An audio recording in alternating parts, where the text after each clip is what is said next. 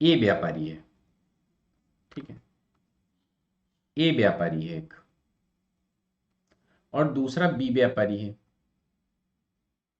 B व्यापारी है, ठीक है, और तीसरा जो है उपभोक्ता है, उपभोक्ता मतलब कंज्यूमर, ठीक है, तीसरा कंज्यूमर है।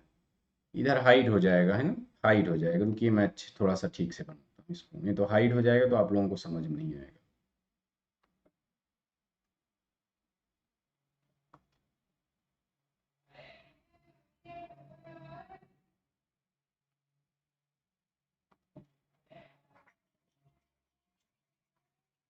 आप लोग बने रहिएगा अगर जीएसटी समझना है, ठीक है, बहुत अच्छे से अभी समझ में आएगा आपको, देख लीजिएगा बहुत अच्छे से।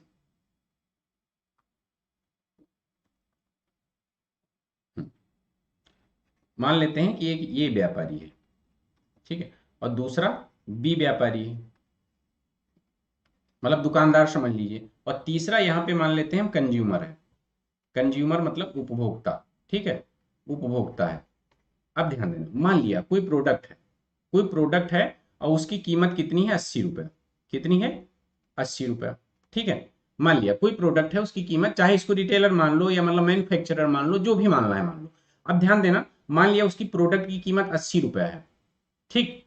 अब बी व्यापारी पहुंचता है ए के पास और कहता है हमको ये प्रोडक्ट लेना है, ठीक है, बी व्यापारी पहुंचा ए के पास और इसने कहा ये प्रोडक्ट हमको लेना है।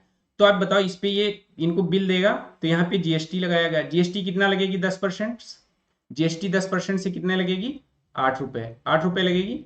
तो इसका बिल ये कितने का बनाएगा, 88 रुपए का बनाएगा कि नहीं बनाएगा, बताइए, 88 रुपए बिल बनाएगा, क्योंकि 10% जीएसटी हमने माना है, ध्यान दीजिएगा।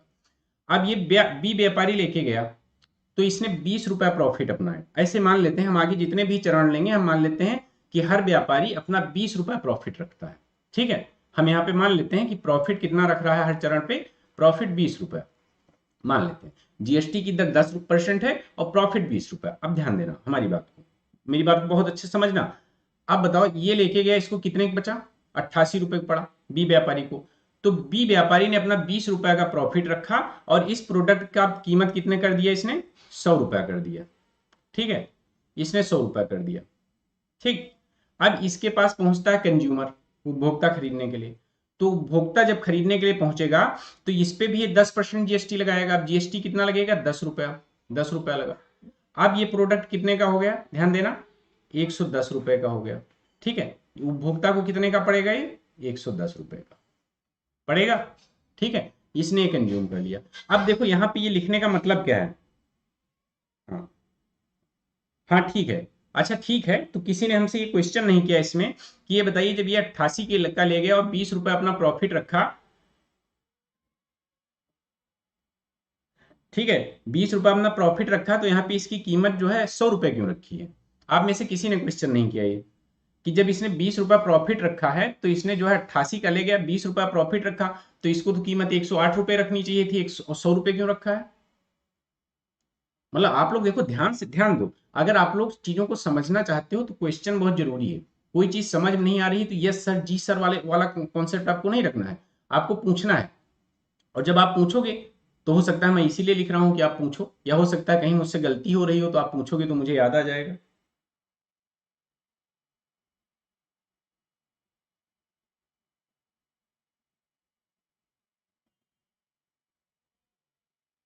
हाँ श्री, वही मैं बता रहा हूँ, ध्यान देना, इसमें क्या होता है, इसमें सरकार जो है, ध्यान देना, सरकार क्या करती है, सरकार इनपुट क्रेडिट, एक इनपुट क्रेडिट का लाभ देती है।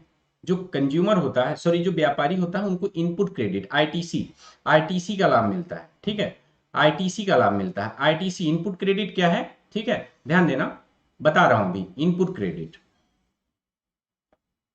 इनपुट क्रेडिट, तो इनपुट क्रेडिट का कैसे लाभ देती है सरकार, इनपुट टैक्स क्रेडिट, ठीक है, टी से टैक्स होता है, तो इनपुट टैक्स क्रेडिट का कैसे लाभ देती है सरकार, देखो कहती है कि जैसे आप जो हमें टैक्स पे करोगे, अब ध्यान देना, ये 8 रुपए यहाँ टैक्स पे कर चुका है ना सरकार को, अब जैसे ये ध्यान दो, अब इसका टैक्स, इस पे जीएसटी कितना बना है, 10 रुपया आगे से ले रहा है, लेकिन इसमें 8 रुपए टैक्स पे कर चुका है ना ऑलरेडी, ऑलरेडी जीएसटी 8 रुपया पे कर चुका है ना। तो सरकार कहती है दो चीजें से कि अगर आप हमको ये 10 रुपए का जमा कराओगे, अगर ये 10 रुपए का आप हमें टैक्स जमा कराते हो, दो चीजें हैं। तो हम आपको क्या करेंगे, 8 रुपए रिम्बर्स कर देंगे, क्योंकि आप 8 रुपए ऑलरेडी टैक्स पे कर चुके हो। ठीक है, तो इस हिसाब से इसको टैक्स कितना लगाना पड़ रहा है, अपने प्रोडक्ट पे वैल्यू कितनी ऐड करनी पड़ रही है, इसको 2 रुपए ऐड करनी पड़ रही है टैक्स की। किसका 2 रुपया, क्योंकि इसने 20 रुपए अपना प्रॉफिट ऐड किया है ना, वही उसका 10% 2 रुपया सिर्फ इसको ऐड करना पड़ रहा है। ठीक है, तो ये बताओ, अब प्रोडक्ट यहां से 88 का लिया, 88 के लिया, 88 के बाद में यहां पे जब 20 रुपए ऐड करेगा तो 108 रुपए होगा, लेकिन 8 रुपए का तो इसको इनपुट टैक्स क्रेडिट मिल जा रहा है ना। 8 रुपए जो वहां पे करके आया उसको तो गवर्नमेंट उसको वापस कर दे रही ना, तो इसलिए वो प्रोडक्ट का प्राइस कितना रखेगा, 100 रुपया रखेगा। 20 रुपए प्रॉफिट जोड़ के ही वो 100 रुपया रख रहा है।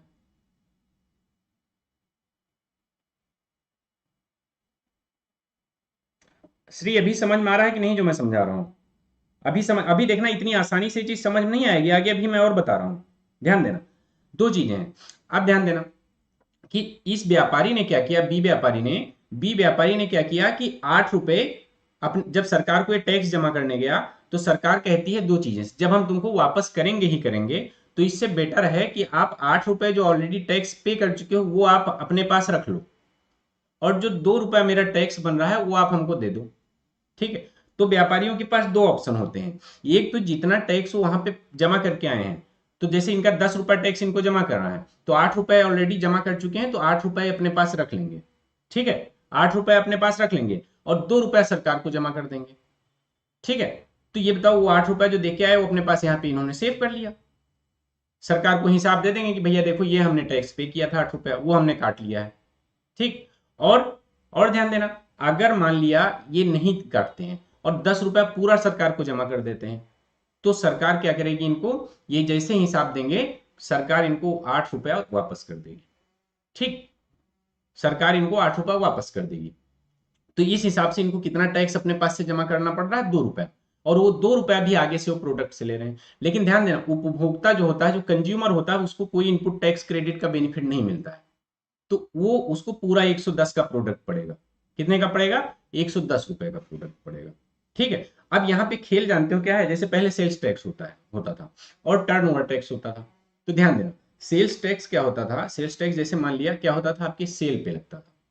ठीक है, आपके सेल पे लगता था, जैसे मान लिया अगर किसी दुकान की सेल हुई 1 लाख रुपए की, ठीक है, 1 लाख रुपए की, तो जो सेल्स टैक्स हुआ वो किस पे लगा, गवर्नमेंट सेल पे लगा।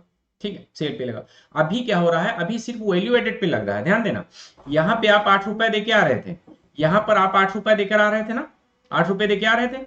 अब यहाँ पे आपका जो टैक्स दोबारा दूसरे चरण में लगा है कितने, सेल पे नहीं लगा है। अगर सेल पे लगता तो पूरा एक, सेल पे लगता तो क्या लगता बताओ, पूरा 108 रुपए पे लगता, पूरा 108 रुपए पे लगता, लेकिन नहीं लग रहा है 108 रुपए पे। अब इस पे टैक्स कितने का लग रहा है, सिर्फ इस पे 20 रुपए पे लग रहा है, जो इसने ऐड किया है, वैल्यू एडेड पे लग रहा है, सिर्फ वैल्यू एडेड पे। तो इस तरह से क्या होता है कि अब वो सिस्टम नहीं रहेगा कि मतलब आपके पूरे सेल अमाउंट पे लगेगा टैक्स, आपको ज्यादा टैक्स देना पड़ेगा। अभी ध्यान देना, मान लिया ये प्रोडक्ट लेके आता और यहाँ पे कितने हो जाता है, 108 रुपए का हो जाता। अब अगर उस 108 रुपए पे टैक्स लगता पूरा, तो क्या होता, आप डबल टैक्स हो जाता ना, मतलब वो टैक्स पे टैक्स हो जाता ना, जो टैक्स ये ऑलरेडी दे चुका है उस टैक्स पे भी यहाँ टैक्स लग जा रहा है। ठीक है, ये बहुत ही मतलब ये इनजस्टिस वाली बात होती है कि पता चले टैक्स पे टैक्स लग रहा है। तो अब टैक्स पे टैक्स नहीं लग रहा है, अब आपका टैक्स किस पे लग रहा है, सिर्फ वैल्यू एडेड पे, जितनी आपने वैल्यू एड की है। फाइनली क्या होता है, फाइनली जो बर्डन होता है किसके ऊपर जाता है, कंज्यूमर के ऊपर। लेकिन व्यापारियों को इससे बड़ी सुविधा हुई, व्यापारियों को सुविधा भी हुई, दूसरा टर्नओवर टैक्स ना लगने की वजह से जो है चीजें सस्ती भी होंगी। इस चीज को ध्यान रखिए।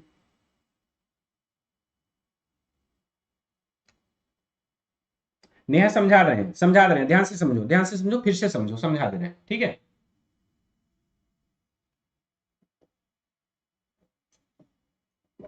देखो ये एक दिन में समझ में आएगा नहीं, लेकिन मैं समझा दे रहा हूं, भी ध्यान देना, ध्यान देना। मैंने ये बताया, देखो इनपुट टैक्स क्रेडिट क्या होता है, पहले ये आप ध्यान दे लो।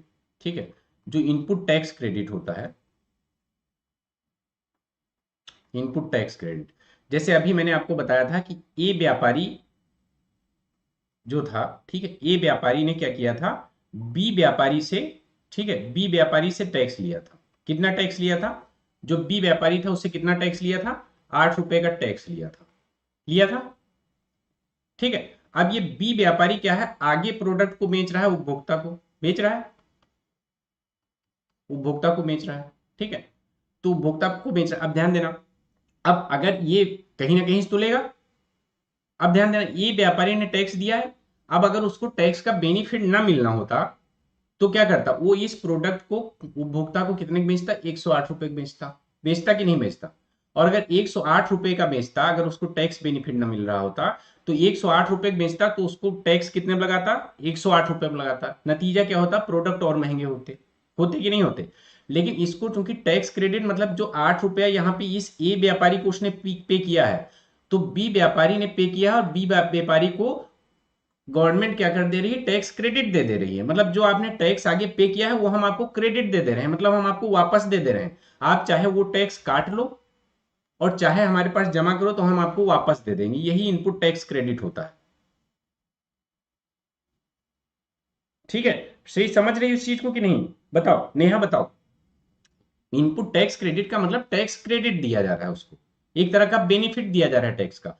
तो जो ये व्यापारी को बी व्यापारी ने 8 रुपया टैक्स पे किया था, वो बी व्यापारी को 8 रुपए का क्या हो रहा है, गवर्नमेंट क्या दे रही है, टैक्स क्रेडिट दे रही है, ठीक है। क्योंकि वो 8 रुपए जो है वो टैक्स का पार्ट है। तो अब यहां से वो लेके आया है, अगर उसको बेनिफिट नहीं मिलेगा तो अपने प्रोडक्ट का नाम क्या रखेगा, 108 रुपया रखेगा ना। लेकिन उसको 8 रुपए का क्रेडिट गवर्नमेंट दे दे रही है कि आपने जो टैक्स पे किया है उसका हम आपको क्रेडिट दे दे रहे हैं, आपका नुकसान नहीं होगा। तो ऐसे केस में क्या होगा, वो 8 रुपया उसको वापस मिल जा रहा है ना गवर्नमेंट से, तो अपने प्रोडक्ट का नाम कितना रखेगा, वो 100 रुपया रखेगा। तो अब इससे बताओ, आपके प्रोडक्ट और सर्विसेज सस्ती हुई या महंगी हुई, आप बताओ, जीएसटी आने से प्रोडक्ट या सर्विसेज महंगी हुई या सस्ती हुई, बताइए। समझ में आ रहा है कि नहीं समझ में आ रहा है, इतना समझ में आया श्री। अब आप जो कह रही थी उसको मैं बता रहा हूं, दोबारा से बता दे रहा हूं, ठीक है। अब ध्यान देना, जैसे ए व्यापारी है, मैंने आपको बताया कि ये व्यापारी ने एक प्रोडक्ट की कीमत रखी 80 रुपया। जब बी व्यापारी उसके पास खरीदने गया तो उसने 10% टैक्स लगाया, 8 रुपए का जीएसटी लगाया, ठीक है। 8 रुपए का जीएसटी लगाया और उसने बिल कितने का बनाया, 88 रुपए का। कितने का बिल बनाया, 88 रुपए का। अब बी व्यापारी इसको 88 रुपए लेकर आया, लेकिन ध्यान देना, उसको 8 रुपए, उसने अपना 20 रुपया प्रॉफिट जोड़ा। तो 20 रुपया जब प्रॉफिट जोड़ा, तो 20 रुपया प्रॉफिट जोड़ने के बाद में कितना हुआ, इसकी कीमत हो गई 88 और प्लस 20 कितनी हो गई, 108 रुपया।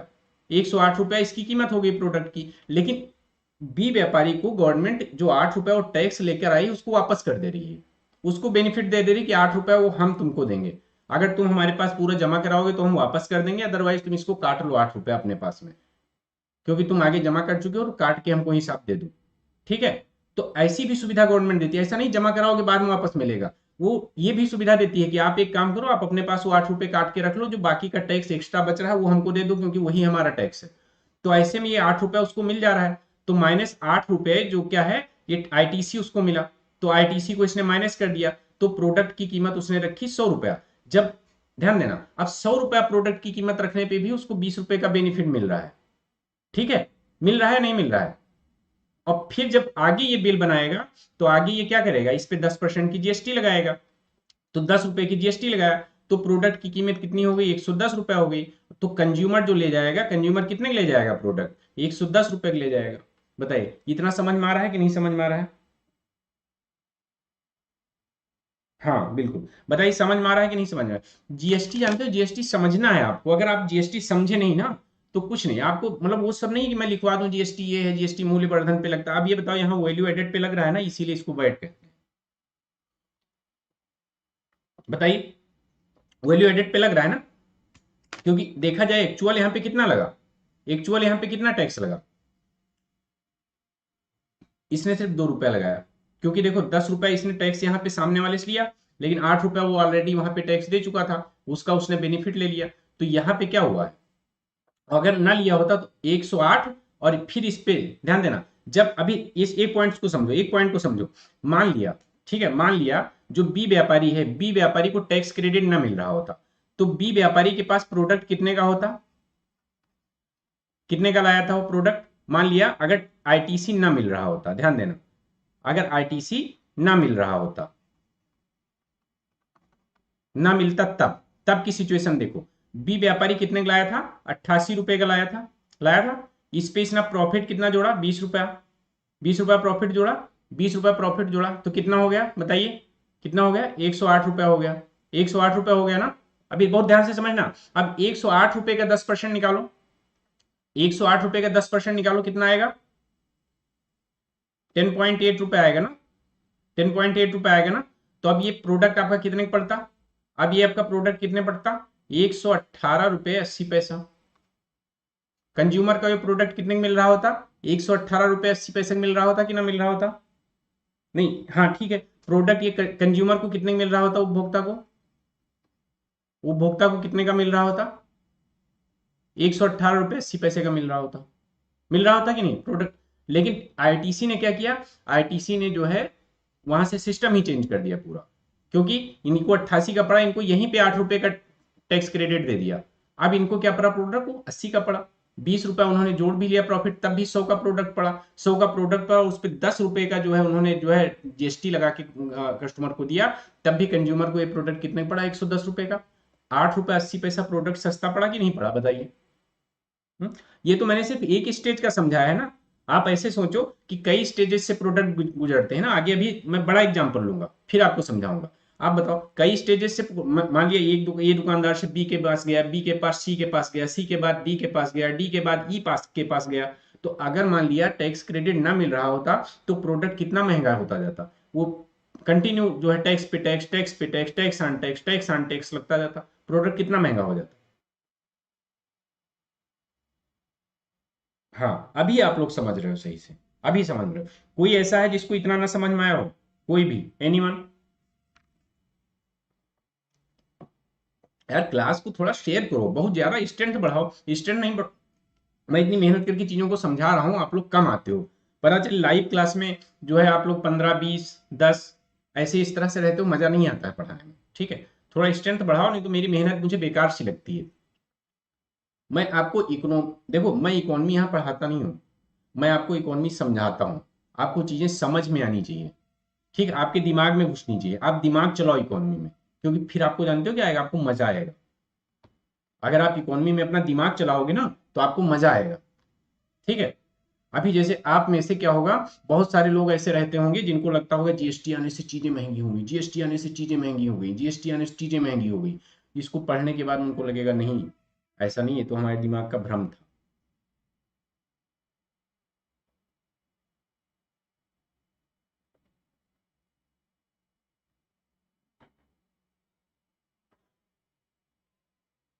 नेहा क्या बात कर रही हो, इतनी देर से समझाया समझ ही नहीं रहे हो। अच्छा ये बताओ, जीएसटी कितना है, जीएसटी कितने परसेंट बताया है मैंने, नेहा, नेहा बोलेंगी, जीएसटी मैंने कितने परसेंट बताया यहाँ पे, हमने क्या माना है कि जीएसटी कितना है, बताओ बताओ, हमने क्या माना है, जीएसटी कितना है नेहा, नेहा जल्दी बोलो, तुरंत बोलो तो हम आगे बढ़ेंगे आराम से। चलो कोई दिक्कत नहीं, समझ में सबको आना चाहिए, एक एक को आना चाहिए।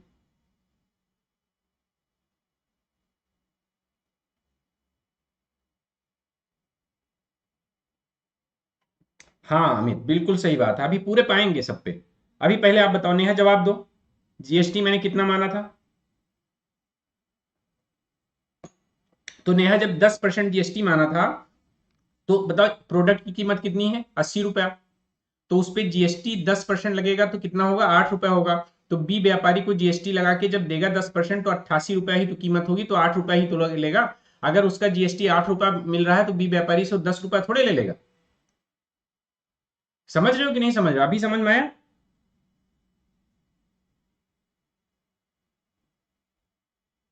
क्या हो गया श्री, कहीं जाना है क्या, अभी समझ में आया कि नहीं समझ में आया। नेहा बोलो, भाई जीएसटी जब 80 रुपए पे 8 रुपए ही तो बनेगी। जैसे यहाँ पे 100 रुपए पे जीएसटी 10 रुपया बन रही है, यहाँ पे 80 रुपए पे 8 रुपया बन रही है, तो लेगा कितना, 8 रुपया ही तो लेगा, इससे ज्यादा लेके क्या करेगा। तो अभी नेहा समझ में आ गया ना कि क्या है।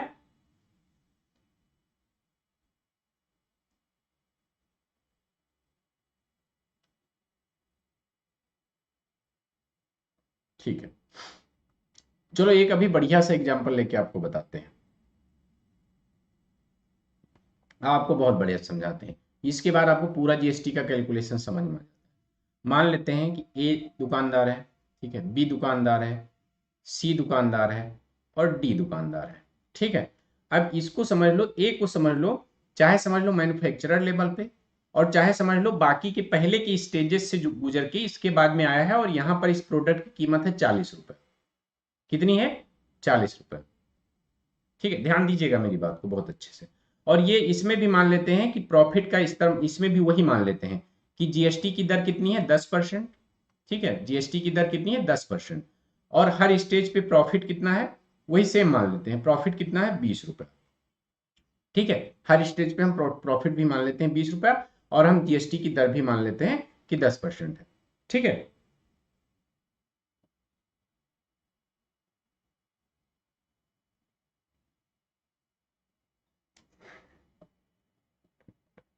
हाँ, तो 80 पे 10% लगना था नेहा, तो 8 रुपया ही हुआ। अब वही यहाँ आ जाओ, अब यहाँ आ जाओ, 40 रुपया है।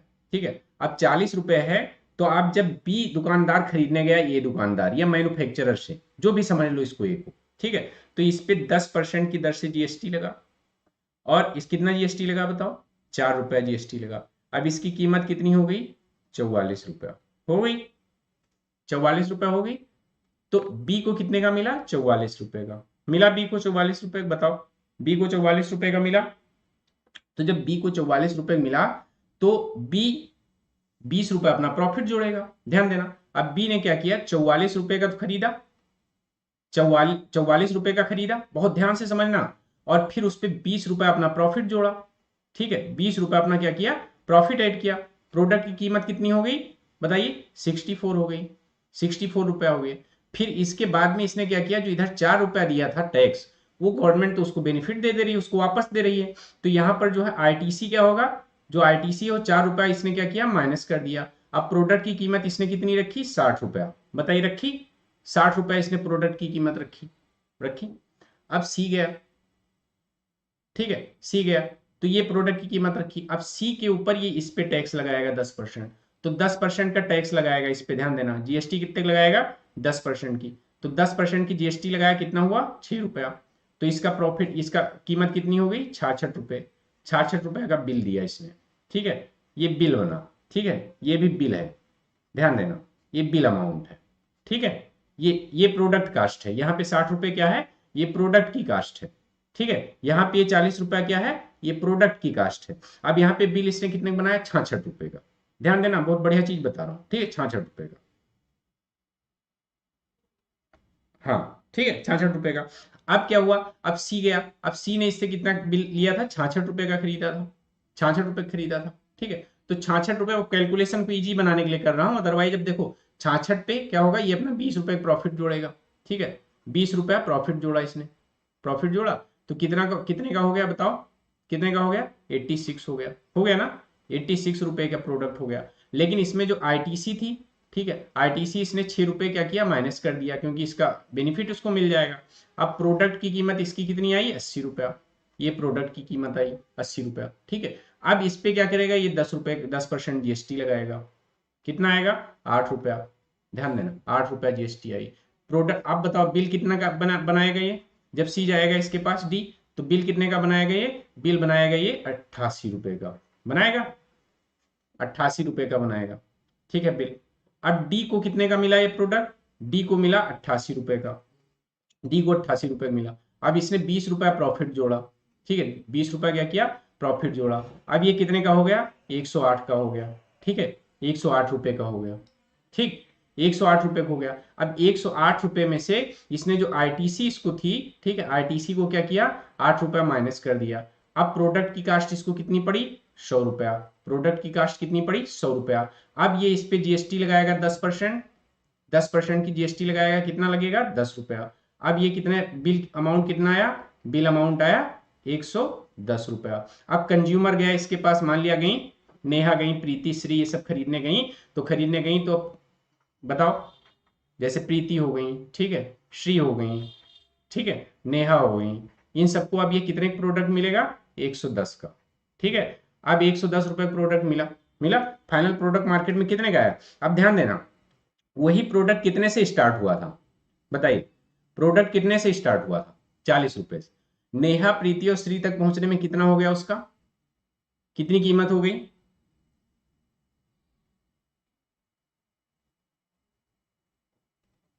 बताइए कितनी कीमत होगी?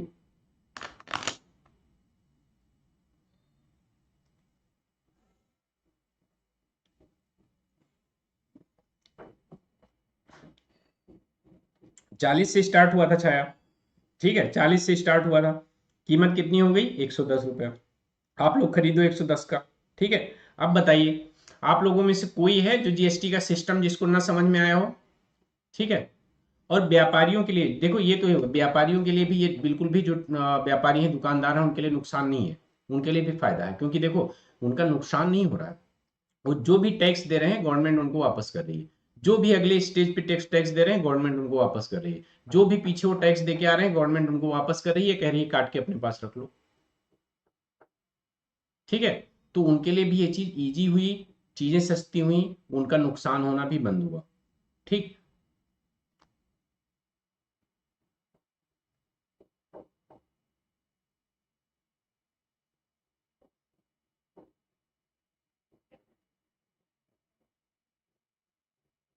हाँ अमित, करेक्ट, वैसे ही देखो, लेकिन तब क्या होगा कि हमें सिर्फ वैल्यू एडेड पे अलग अलग निकालना पड़ेगा ना, फिर हम वैल्यू एडेड पे अलग अलग निकाल निकाल के इसके बाद में ऐड करेंगे, तो उस सिस्टम से भी हम कैलकुलेट कर सकते हैं। भाई हो तो वही रहा है ना, क्योंकि जो प्रीवियस पे अभी देखो, जैसे वैल्यू एडेड पे कैसे, जैसे मान लिया यहाँ पे ले लो, यहाँ पे जैसे क्या हुआ है, यहाँ पे 64 रुपये हुआ है, तो 64 रुपये पे हुआ है।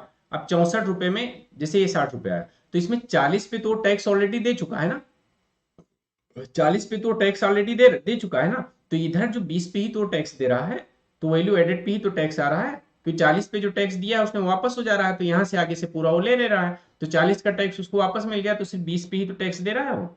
ठीक है, तो वैल्यू एडेड पे ही दे रहा है। लेकिन आप चाहे ऐसे समझो, देखो कैलकुलेशन समझने के लिए यही तरीका, क्योंकि इसमें देखो इस कैलकुलेशन में आपको आईटीसी भी समझ में आ गई, ये भी समझ में आ गया कि दुकान देखो, तब उसमें आप केवल कंज्यूमर की नजर से सोचते हैं कि हाँ कंज्यूमर को कितना मिल रहा है वैल्यू एडेड पे टैक्स। इसमें क्या हुआ, आपने व्यापारियों का भी समझ लिया, दुकानदारों का भी समझ लिया कि दुकानदारों को भी क्या बेनिफिट होता है, कैसे उनका टैक्स वापस मिलता है, आईटीसी क्या है, सब चीजें आप इसमें समझ में आई।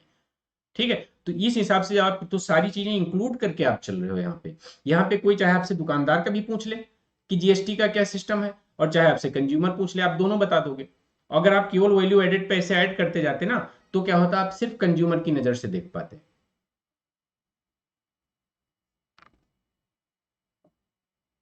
हाँ, क्योंकि प्रॉफिट ऐड होता जाता है ना। अच्छा, ठीक है। तो आप लोग बताइएगा आप लोगों को क्लास कैसी लगी, और जितने लोग भी क्लास में हैं कम से कम चैनल को सब्सक्राइब कर लें, क्लास को दूसरों तक शेयर कर दें, और लाइक तो जरूर कर दें क्लास को। ठीक है, क्लास को लाइक तो जरूर कर दें, क्योंकि मैं देख रहा हूं कि क्लास की अगर मैं बात करूं, तो लगभग मैं मान के चलो इतनी देर में 30 से 32 लोग क्लास को ज्वाइन किए हैं। ठीक है। और लेकिन लाइक की अगर बात करूं तो लाइक 3 या 4 दिए हैं आप लोगों ने, मतलब या फिर मैं अच्छे से पढ़ा नहीं रहा हूं, या आप लोगों को अच्छे से समझ में नहीं आ रहा है, और या फिर आप लोग जहां पैसा देके पढ़ते हो वहीं कदर रहती है। हाँ, तो कम से कम इतना तो रखो कि इतनी मेहनत से इतनी देर से आपको सब समझा रहा हूँ, कम से कम लाइक दे दो। लाइक कमेंट ये सब तो कर ही सकते हो आप लोग ना, इससे क्या होता है, टीचर का मोरल बूस्ट होता है। ठीक है। चलिए ठीक है, तो मिलते हैं हम लोग 9 बजे फिर से अनअकैडमी की क्लास में, धमाकेदार क्लास में। अनअकैडमी पे आइए, फ्री क्लास है, आप लोगों का स्वागत रहेगा। ठीक है, मेरा नाम सर्च कर सकते हैं, यहाँ पे लिखा हुआ है देखिए, के एस मिश्रा।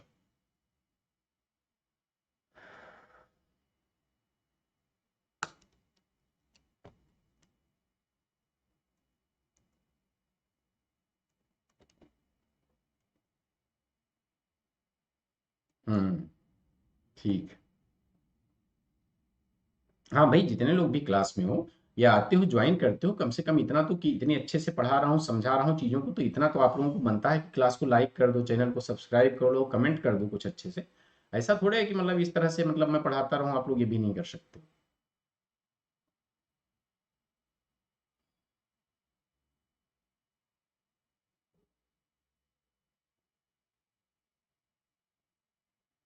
चलिए, थैंक यू आप सभी को।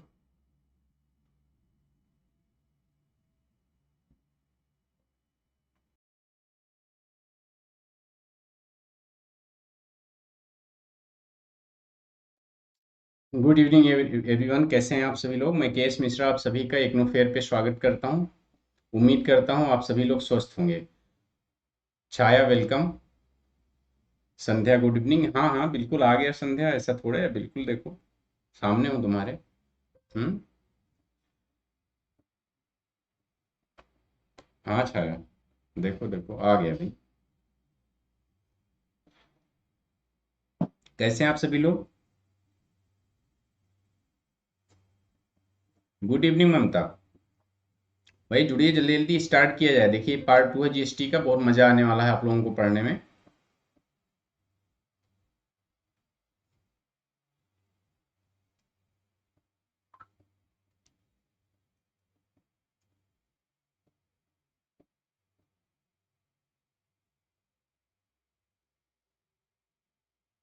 हम्म।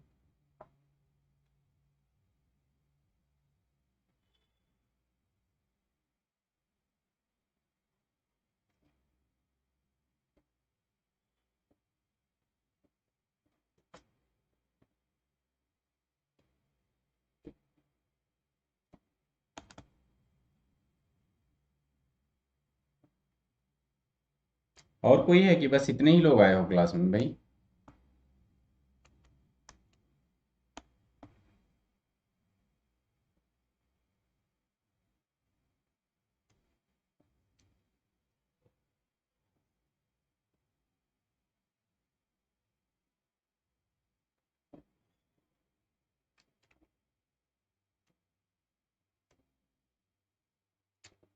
क्रिस 007 नमस्ते, वेलकम।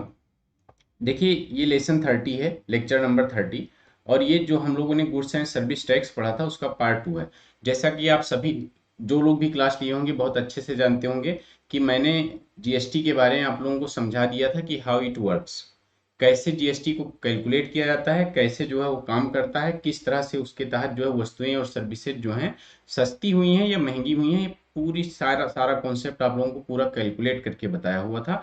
अगर कोई नया है तो पहले इसका पार्ट 1 देखे तब पार्ट 2 देखे, क्योंकि अगर पार्ट 1 नहीं देखेगा इसका, जो इधर 9 अगस्त को 7 बजे लेक्चर हुआ था, कल नहीं हुआ हो पाया था किसी कारणवश, तो पहले आप उसको देखिए, इसके बाद ये पार्ट 2 देखिए, तभी आपको बहुत अच्छे से चीज़ें समझ में आएंगी। और अगर आप बिना जो है पार्ट 1 देखे पार्ट 2 देख रहे हैं तो शायद हो सकता है चीज़ें आपको ना समझ में आए, तब भी आप बाद में जाके पार्ट 1 जरूर देखिएगा, क्योंकि जब तक आप पार्ट 1 नहीं देखेंगे तब तक चीज़ें आपको क्लियर होंगी नहीं। ठीक है, इस चीज़ को आप ध्यान रखिएगा। तो और इससे पहले आप लोगों को बता देता हूं कि जो लोग भी क्लास में आए हैं नए हैं, वो सबसे पहले इस चैनल को सब्सक्राइब कर लें, क्लास को लाइक कर लें। क्लास को लाइक करना और चैनल को सब्सक्राइब करना आप बिल्कुल मत भूलिए। और चैनल को सब्सक्राइब करने के बाद आप प्ले लिस्ट में जाइए, जब प्ले लिस्ट में आप जाएंगे तो वहाँ पे आपको पूरे लेक्चर जितने भी हैं सब क्रोनोलॉजिकल ऑर्डर में पूरे लेक्चर आपको मिल जाएंगे। आप देख सकते हैं, नोट्स बना सकते हैं, जो आपके लिए हर एग्जाम के लिए, चाहे वो यूपीएससी का हो, चाहे यूपीपीएससी का हो, चाहे आरओ का हो या यूपी ट्रिपल एससी का हो, हर एग्जाम के लिए ये क्लास बहुत ही इंपॉर्टेंट है। ठीक है, चलिए बढ़ते हैं आगे। आगे बढ़ते हैं, बात करते हैं। तो ये गुड्स एंड सर्विस टैक्स पे हम बात कर रहे थे। ठीक है, कल हमने आपको कैलकुलेशन बता दिया था। ठीक है, कैलकुलेशन बताने से आपको ये जरूर समझ में आया होगा कि जो जीएसटी है, हम्म, ये जरूर आपको समझ में आया होगा कि जीएसटी को हम वैट भी कह सकते हैं। ठीक है, क्योंकि ये हमारा किस पे लगता है? Value added tax. ठीक है, वैल्यू एडेड टैक्स पे लगता है। ठीक है, और इसका जो फाइनल बर्डन होता है वो किस पे पड़ता है? इसका जो फाइनल बर्डन पड़ता है वो किसके ऊपर पड़ता है? कंज्यूमर के ऊपर। ठीक है, जो इसका फाइनल बर्डन पड़ता है वो किसके ऊपर पड़ता है? कंज्यूमर के ऊपर।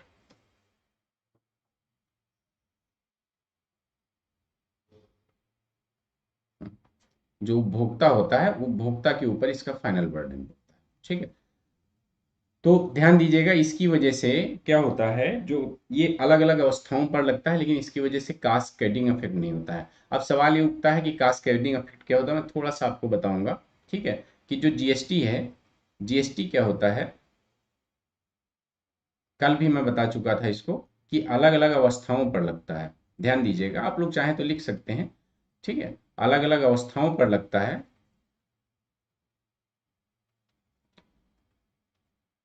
लेकिन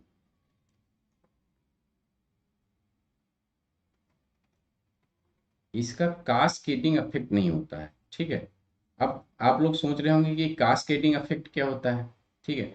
तो क्या होता है जब टैक्स के कारण, ध्यान देना, कास्केडिंग इफेक्ट क्या होता है इसे मैं बता दे रहा हूँ। जब टैक्स के कारण आगे की वस्तुएं अधिक महंगी हो जाती हैं, ठीक है। जब टैक्स के कारण आपकी आगे की वस्तुएं अधिक महंगी हो जाती हैं तो वहां पे कास्केडिंग इफेक्ट कहते हैं, ठीक है। बाकी जीएसटी कैसे कैलकुलेट होता है सब मैं आपको बता चुका हूं, और मैंने पूरा आपको एग्जाम्पल देके बताया था, ठीक है। कई एग्जाम्पल दिए थे।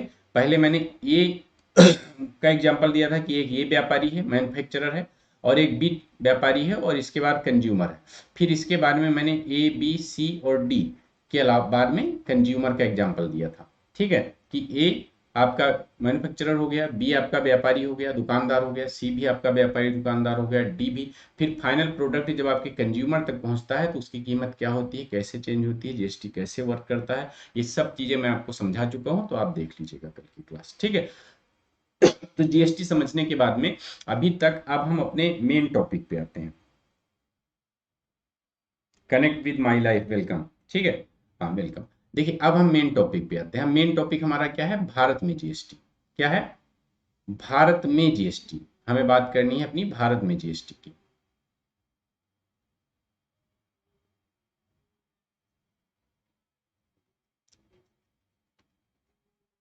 इसको आप चलिए ऊपर से लिखता हूं एक फ्रेश पेज पे, जिससे आपको समझ में आए चीजें। देखिए ऐसे आप समझ लीजिए कि अगर हम भारत में जीएसटी की बात करते हैं तो हमें पूरा देखना पड़ेगा भारत में जीएसटी के लिए कि हिस्ट्री ऑफ जीएसटी क्या है। तो पहला पॉइंट हम इसमें लिखेंगे कि history of GST, history of GST. इसको हमें समझने के लिए देखना पड़ेगा कि जीएसटी भाई क्यों लाया गया, कैसे लाया गया। तो इसको समझने के लिए हम पहले पॉइंट पे चलेंगे, और एक्चुअल में हम बात करेंगे जो हमारा सबसे पहले लागू हुआ था, मॉडिफाइड वेट, ठीक है। मॉडिफाइड वेट लागू हुआ था हमारा।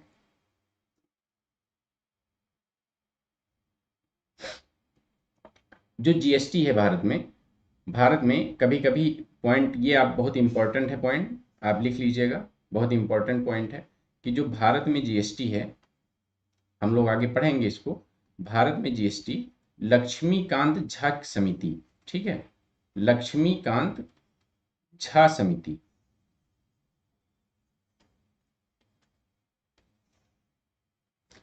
चलिए मैं स्पीड थोड़ा बढ़ाता हूं, आप लोगों को सही लगेगा। लक्ष्मीकांत झा समिति की सिफारिश पर, लक्ष्मीकांत झा समिति की सिफारिश पर, बताइए आप लोगों को समझ में आ रहा है, हैंड राइटिंग में कोई प्रॉब्लम तो नहीं हो रही है। 101वें संविधान संशोधन द्वारा, ठीक है, मतलब 101st जो कॉन्स्टिट्यूशनल अमेंडमेंट है उसके द्वारा लाया गया था। कब, 2016 में लाया गया था, 2016 में इंट्रोड्यूस किया गया था, किसके द्वारा, 101वें संविधान संशोधन के द्वारा 2016 में लाया गया था,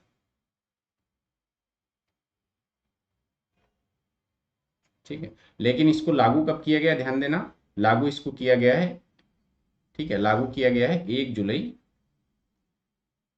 2017 से इसको लागू किया गया, ठीक है। मतलब 101वें संविधान संशोधन 2016 द्वारा इसको लाया गया था, किसकी सिफारिश पर, लक्ष्मीकांत झा की समिति, लक्ष्मीकांत झा समिति की सिफारिश पे 101वें संविधान संशोधन 2016 द्वारा इसको लाया गया था, ठीक है। 101 कॉन्स्टिट्यूशनल अमेंडमेंट एक्ट द्वारा इसको लाया गया था, लेकिन इसको लागू कब किया गया, 1 जुलाई 2017 पे। लेकिन अब हम इसकी अगर हिस्ट्री पे जाएं, जैसे मैंने बताया हिस्ट्री, तो हिस्ट्री में आप ये समझ लीजिएगा कि सबसे पहले, अगर मैं सबसे पहले बात करूं तो सबसे पहले लागू किया गया था मॉडिफाइड रूट, ठीक है, मॉड वैट, ठीक है। सबसे पहले लागू किया गया था मॉड वैट, क्योंकि देखो भारत में जीएसटी, मैंने बताया GST is like a value added tax, तो सबसे पहले मॉड वैट लागू किया गया था। अभी आप समझेंगे कि मतलब क्या जरूरत पड़ी ऐसी, आप इसको जब पूरा हिस्ट्री समझेंगे ना तो आप समझेंगे क्या जरूरत पड़ी, क्यों जरूरत पड़ी आखिर इसको लाने की। Rahul good evening, Rahul good evening.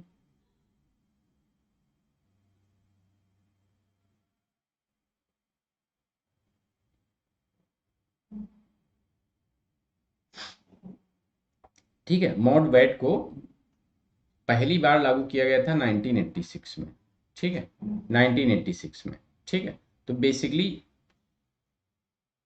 1986 में लागू किया गया था।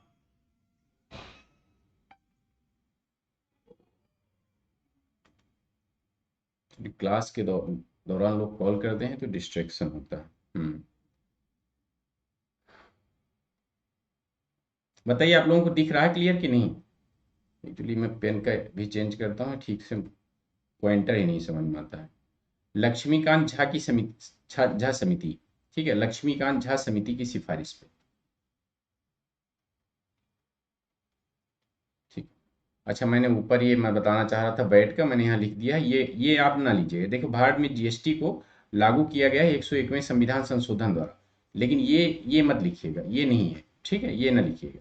ये एक्चुअली मॉड बैट जब सबसे पहले लागू किया गया था तब लक्ष्मीकांत झा की सिफारिश पे लागू किया गया था, तो इसको ना लिखिएगा, ठीक है। इसको अगर आपने लिखा है तो आप काट दीजिएगा प्लीज, ठीक है। सिर्फ इतना लिखिएगा कि भारत में जीएसटी क्या हुआ था, 101वें संविधान संशोधन 2016 द्वारा लाया गया था और इसको 1 जुलाई 2017 से लागू किया गया था। अब यहाँ पे आ जाइए कि सबसे पहले की बात लिखते हैं हिस्ट्री में कि 1986 में लक्ष्मीकांत झा समिति की सिफारिश पे मोड वैट लागू किया गया था। मोड वैट मतलब modified value added tax. Mod VAT का मतलब क्या है, मॉडिफाइड वैल्यू एडेड टैक्स, ठीक है।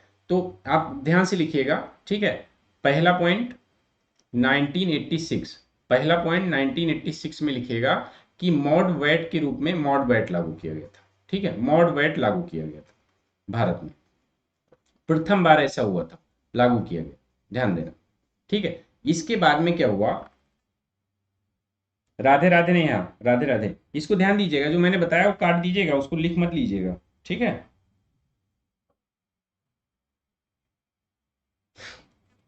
ये 1986 की बात है। इसके बाद में हम दूसरा चरण इसका क्या हुआ, दूसरे चरण में 2000 में, सन 2000 में, ठीक है। 2000 में क्या किया, इसी मॉड वैट के स्ट्रक्चर में चेंज किया गया, ठीक है। इसी मॉड वैट के स्ट्रक्चर में चेंज करके और इसको क्या किया गया, इसका नाम चेंज कर दिया गया और इसको लागू किया गया किसके रूप में, इसको लागू किया गया, एक मिनट, सेन वैट के रूप में, सेन वैट के रूप में। अब सेन वैट का मतलब समझ लो, बहुत सिंपल है, सेंट्रल वैट, ठीक है।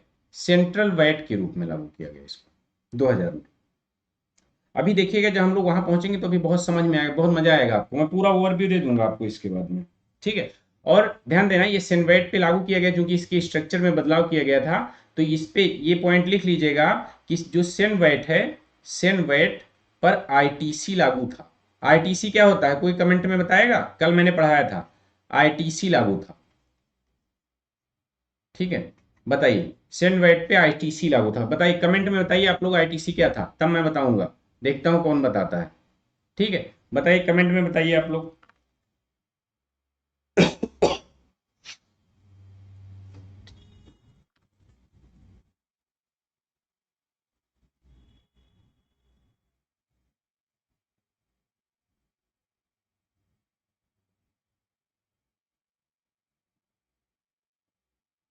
बताइए, कोई बताइए, कोई बोलिए, कोई भी बोलिए भाई, कोई बोलिए आईटीसी क्या है। और जो ये सेन वैट है, ठीक ध्यान दीजिएगा, जो ये सेन वैट था, ये जो केंद्रीय उत्पाद शुल्क होता था उसी का एक परिवर्तित रूप था, केंद्रीय उत्पाद शुल्क, केंद्रीय उत्पाद शुल्क का परिवर्तित रूप। केंद्रीय उत्पाद शुल्क का मतलब क्या हुआ, सेंट्रल एक्साइज ड्यूटी,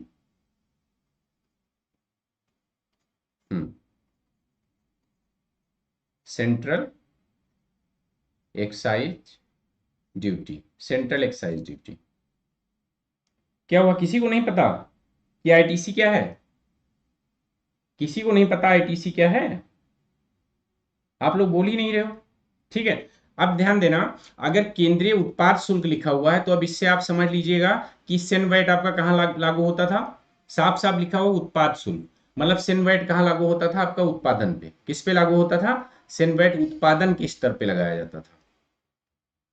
सेनवैट आपका कहाँ लगाया जाता था, उत्पादन के स्तर पे, प्रोडक्शन पे,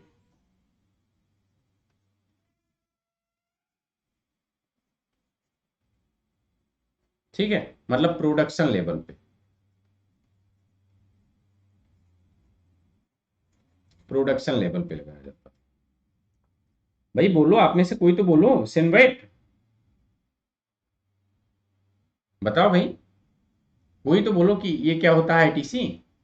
मैंने कल बताया था आपको input tax credit, input tax credit का मतलब हुआ, जैसे मैंने आपको कल बताया था, ध्यान दीजिएगा, मैंने कल आपको क्या बताया था यहाँ पर कि जैसे जब ए क्या होता है, मैंने कल आपको यही समझाया था कि जैसे ए है, अब ए के यहाँ 40 रुपए का प्रोडक्ट है और इसने क्या किया है, फिर से ध्यान दीजिएगा, इसने क्या किया है, मान लिया जीएसटी 10% है, तो इसने 10% जीएसटी लगाया, जीएसटी कितनी लगी, 4 रुपया, 4 रुपए का जीएसटी लगी, तो इसने बिल कितने का काटा, बिल कितने का काटा इसने, 44 रुपए का।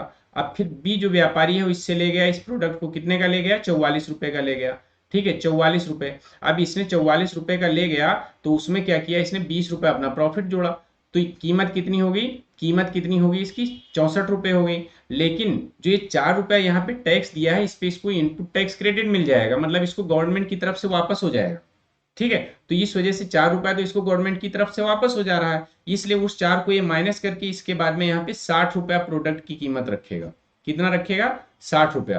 तो यही आईटीसी होता है, मतलब दुकानदार जो टैक्स पे करता है, जो जीएसटी पे करता है, उसका उसको क्रेडिट मिल जाता है, मतलब वो वापस मिल जाता है, ठीक है, यही आईटीसी होता है। आप लोग समझ नहीं पा रहे हो शायद चीजों को, ठीक है। तो मतलब आईटीसी यही होता है कि आईटीसी का मतलब वो इनपुट टैक्स क्रेडिट। देखो ये चैप्टर थोड़ा सा टफ है, लेकिन अगर आप ध्यान से समझोगे तो यकीन मानो आपको बहुत इजी लगेगा और आपको बहुत मजा आने वाला है, तो इस चीज को आप ध्यान दीजिएगा, ठीक है। तो मॉड वेट जो है, हाँ ध्यान देना, फिर से एक बार देख ली, ओवरव्यू मैं दे दे रहा हूँ। 1986 में लक्ष्मीकांत झा की सिफारिश पे मॉड वेट के रूप में सबसे पहले लागू किया गया था वैल्यू एडेड टैक्स। इसके बाद में इस मॉड वेट में थोड़ा सा संशोधन किया गया, संशोधन करके इसको क्या किया, जो सेंट्रल एक्साइज ड्यूटी होती है उसी की का एक परिवर्तित रूप था, जो सेन वेट के नाम से लागू किया गया। सेन वेट का मतलब ये होता है सेंट्रल वेट, ठीक है। इस पे आईटीसी लागू होती थी, मतलब जो उत्पादन के स्तर होते थे उसमें जो भी टैक्स दिया जाता था उसका क्रेडिट मिल जाता था, इसमें भी आईटीसी लागू थी, ठीक है। तो आईटीसी लागू होने के क्या फायदे होते हैं, ये मैंने कल आपको बताया था। आईटीसी लागू होती है तो उससे प्रोडक्ट के दाम बढ़ते नहीं है, बल्कि कम होते हैं, कास्केडिंग इफेक्ट नहीं होता है आईटीसी लागू होने से, ठीक है। ये सब अभी एक बार और आगे आएगा तो मैं आपको समझा दूंगा। फिर सेन वेट में मैंने आपको बताया कि उत्पादन पे लगता था, ठीक है, इतना समझ में आया। इसके बाद में क्या हुआ, आगे तीसरा पॉइंट, आगे आप नेक्स्ट पॉइंट लिखिए, क्या हुआ जो है 2005 में, ठीक है, 2005 में, 2005 में क्या हुआ, सेंट्रल, सॉरी, जो स्टेट है, स्टेट ने भी बैट लगा दिया, स्टेट लेवल बैट इंट्रोड्यूस हुआ, ठीक है, स्टेट लेवल बैट, जिसको एसएल बैट कहा गया, ठीक है, एसएल बैट कहा गया। अब एसएल बैट लागू हो गया, ठीक है, एसएल बैट लागू हो गया। अब एसएल बैट लागू हो गया, ध्यान देना, एसएल बैट भी आईटीसी इस पे भी लागू था, मतलब इस पे भी इनपुट टैक्स क्रेडिट मिलता था। लेकिन इस तरह से क्या हुआ, डुअल टैक्स सिस्टम यहाँ पे इंट्रोड्यूस हुआ। बस यही मैं यही बताना चाह रहा था, यहाँ पर डुअल टैक्स सिस्टम आपका इंट्रोड्यूस हुआ, ठीक है। फिफ्थ पॉइंट में क्या हुआ, इस प्रकार भारत में डुअल टैक्स सिस्टम चलने लगा, मतलब दोहरा टैक्स सिस्टम, ठीक है, दोहरी कर प्रणाली। कैसे, ध्यान देना, अब जैसे एक तो चल रहा है, एक आपका क्या चल रहा है, सेंट्रल सेन वैट केंद्रीय लेवल पे, और एक आपका चल रहा है एसएल वैट, ठीक है, क्या चल रहा है, एसएल वैट। ये दोनों मिलके क्या हो रहा है, ये डुअल सिस्टम हो जा रहा है आपका, ठीक है। अब इसके नुकसान क्या थे डुअल सिस्टम पे, बहुत ध्यान से समझिएगा, अभी देखिएगा आपको बढ़िया समझ आ रहा है। अच्छा कोई बात नहीं, नेहा ध्यान से लिखो और लिखते रहो, ये ध्यान रखना आप लिखना, अगर आप लिखोगे नहीं तो आपका फिर यहाँ पे क्लास करना बेकार है, ठीक है, लिखते जरूर रहना। नेहा बता रहे हैं डुअल टैक्स सिस्टम, देखो केंद्रीय रूप से सेंट्रल ने क्या लगाया था, सेन वैट लगाया हुआ था, राज्यों ने भी अपने लेवल पे स्टेट लेवल वैट इंट्रोड्यूस कर दिया, ठीक है। मतलब केंद्रीय लेवल पर तो आपका वैल्यू एडेड टैक्स चल ही रहा था, अब क्या हुआ, स्टेट लेवल पे भी आपका वैल्यू एडेड टैक्स इंट्रोड्यूस हुआ। तो वैल्यू, अब दो टैक्स चल रहे हैं, ठीक है, दो टैक्स चल रहे हैं, ऐसे आप समझो।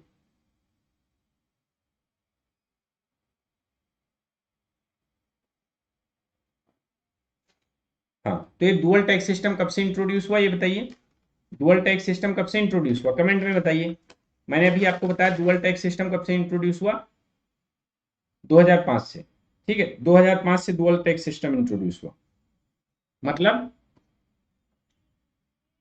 सेंट्रल लेवल टैक्स, ठीक है, सेंट्रल लेवल टैक्स,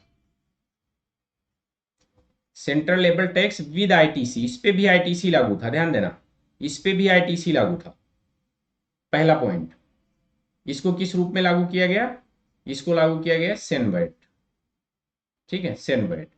और इसके बाद में दूसरा टैक्स सिस्टम क्या था, स्टेट लेवल टैक्स, ठीक है, state level tax. State level tax को किस नाम, विद आईटीसी, ये भी विद आईटीसी था, मतलब इस पे भी इनपुट टैक्स क्रेडिट मिलता था, ध्यान देना, ठीक है। लेकिन अभी देखना कैसे काम करता था, अभी आपको बताएं, एसएल वैट। अब ये बताइए, ये प्रोडक्ट पे दोहरा टैक्स सिस्टम हुआ कि नहीं, ये आपका डुअल टैक्स सिस्टम चल रहा है कि नहीं चल रहा है, कि स्टेट का अलग चल रहा है और राज्य का अलग। जीएसटी ने इसी को तो खत्म किया है, जो दोहरी कर प्रणाली होती थी ज्यादातर प्रोडक्ट और सर्विसेज से, जीएसटी ने इसी को तो खत्म किया है। अब जो दोहरे टैक्स थे, अब इनसे अब आपका integrated one nation one tax चल रहा है। पहले इसमें क्या था, राज्यों के टैक्स अलग होते थे, केंद्र का टैक्स अलग होता था, ठीक है। तो ये क्या हो गया, ये डुअल, ठीक है, डुअल टैक्स सिस्टम, ठीक। अब इसमें प्रॉब्लम कहाँ होती थी, यहाँ पर प्रॉब्लम कहाँ होती थी, ध्यान देना। अभी मैं आपको बताता हूँ कि प्रॉब्लम कहाँ होती थी। प्रॉब्लम यहाँ पे प्रोडक्ट और सर्विसेज के दाम कैसे बढ़ते थे, ध्यान देना। जैसे मैं पहले भी बता देता हूँ कि जैसे मान लिया ए मैन्युफैक्चरर है, ठीक है, बी व्यापारी है, और इसके बाद में सी और डी, ये भी जो है व्यापारी हैं। इसके बाद प्रोडक्ट कंज्यूमर के पास जाता है, बहुत ध्यान से समझना, बहुत ध्यान से समझना। और ये क्या है, स्टेट की बाउंड्री है, स्टेट की बाउंड्री है मान लो, ठीक है, स्टेट बाउंड्री, स्टेट बाउंड्री, ध्यान देना अभी बात को। अब क्या है, उस पर सेंट्रल टैक्स भी प्रोडक्ट की भी अब ऊपर आपके लग रहे हैं, स्टेट टैक्स भी लग रहे हैं। अब ये ने मैन्युफैक्चरिंग किया, जैसे मैंने 40 रुपये बताया था, ध्यान देना, मैंने आपका प्रोडक्ट क्या बताया था पहले, कास्ट 40 रुपये बताई थी, ठीक है। अब मान लिया 40 रुपये है, और इस पर 10% जीएसटी लगा था, सॉरी जीएसटी बता रहे, चलो हम बता रहे हैं कि इस पे लग रहा है आपका 5% जो है सेंट्रल वैट लग रहा है, और 5% इस पे लग रहा है जो है स्टेट लेवल टैक्स, दोनों पे 5% लग रहा है, ठीक है। दोनों दोनों दोनों 5% लग रहे हैं। तो यहाँ से क्या हुआ, 5% लग के क्या हुआ, इसका 10% हुआ, 4 रुपया बढ़ा, यहाँ पे 4 रुपया बढ़ा, 4 रुपया बढ़ा। अब ये आपसे बिल बनवा के ले गया कितना, 44 का ले गया, 44 रुपए का ले गया। इसने 20 रुपए अपना प्रॉफिट जोड़ा, ध्यान देना, इसने अपना 20 रुपया प्रॉफिट जोड़ा, और इस प्रोडक्ट को क्या किया, 64 का हुआ, लेकिन 4 रुपया उसको 60 रुपया प्रोडक्ट प्राइस रखा, क्यों रखा, जबकि इसको 64 रखना चाहिए 20 क्योंकि ये 4 रुपया इसको यहाँ पे आईटीसी मिल गया, जो इसने 4 रुपया एक्सेस दिया था, तो 4 रुपया क्या हुआ, इसको क्रेडिट मिल गया, आईटीसी मिल गया, मिल गया ना। लेकिन क्या हुआ, जब बी ने क्या किया, ध्यान देना, बी ने ये बी से सी ने माल खरीदा, तो सी माल यहाँ पे लेके कितने गया, 60 रुपए पे इसको लगा टैक्स, भाई स्टेट लेवल टैक्स भी लगा, एसएल वैट भी लगा, और सेंट्रल वैट भी लगा। इस प्रकार से मान के चलो कि 6 रुपया लग गया। अब इसने जो बिल दिया, वो बिल ले गया 66 रुपए का। अब इसको प्रोडक्ट कितने का मिला, 66 रुपए का, ध्यान देना, इसको प्रोडक्ट मिला 66 रुपए का। तो अब जो सेंट्रल वैट था 3 रुपए का, जो 3 रुपए का सेंट्रल वैट था, वो तो ये आईटीसी ले लेगा, ले लेगा। लेकिन अब ये बताओ, जब ये दूसरे स्टेट का है, तो दूसरे स्टेट का क्या इस स्टेट में स्टेट लेवल टैक्स का आईटीसी ले पाएगा, नहीं ले पाएगा ना। तो अब यहाँ पे 3 रुपया कीमत बढ़ रही है, क्योंकि उसको 3 रुपए का रिटर्न नहीं मिल पा रहा है। ये कास्केडिंग इफेक्ट होता है कि इस पे लागू हो जाता है यहाँ पे। इससे क्या हो रहा है, मूल्य, आप ध्यान से समझ रहे हो कि नहीं समझ रहे हो, हाँ अच्छा है, बहुत लेट से आप लोग रिप्लाई कर रहे हो, ध्यान देना। ये बताओ, इसको समझ पा रहे हो कि नहीं, नहीं समझ पा रहे हो तो आप बताना मैं क्या बताना चाह रहा हूँ। देखो, जब स्टेट लेवल और सेंट्रल लेवल दोनों टैक्स लागू हुए, तो देखना, अब मान लिया ए मैन्युफैक्चरर है और बी व्यापारी है, ये एक देश एक स्टेट में है, और दूसरा जो है सी और डी दूसरे स्टेट में है, ठीक है। अब ए ने मैन्युफैक्चरिंग किया, तो मैन्युफैक्चरिंग करके जब बी को प्रोडक्ट दिया, तो उसको तो स्टेट लेवल जो टैक्स था और सेंट्रल लेवल जो टैक्स था, दोनों पे आईटीसी मिल गई। यहां पर प्रोडक्ट का असर नहीं पड़ा प्रोडक्ट प्राइस पे। लेकिन जब ये बी से सी लेके गया, ठीक है, जब ये बी से सी लेके जा रहा है, तो सी लेके जा रहा है, तो क्या हो रहा है बताओ,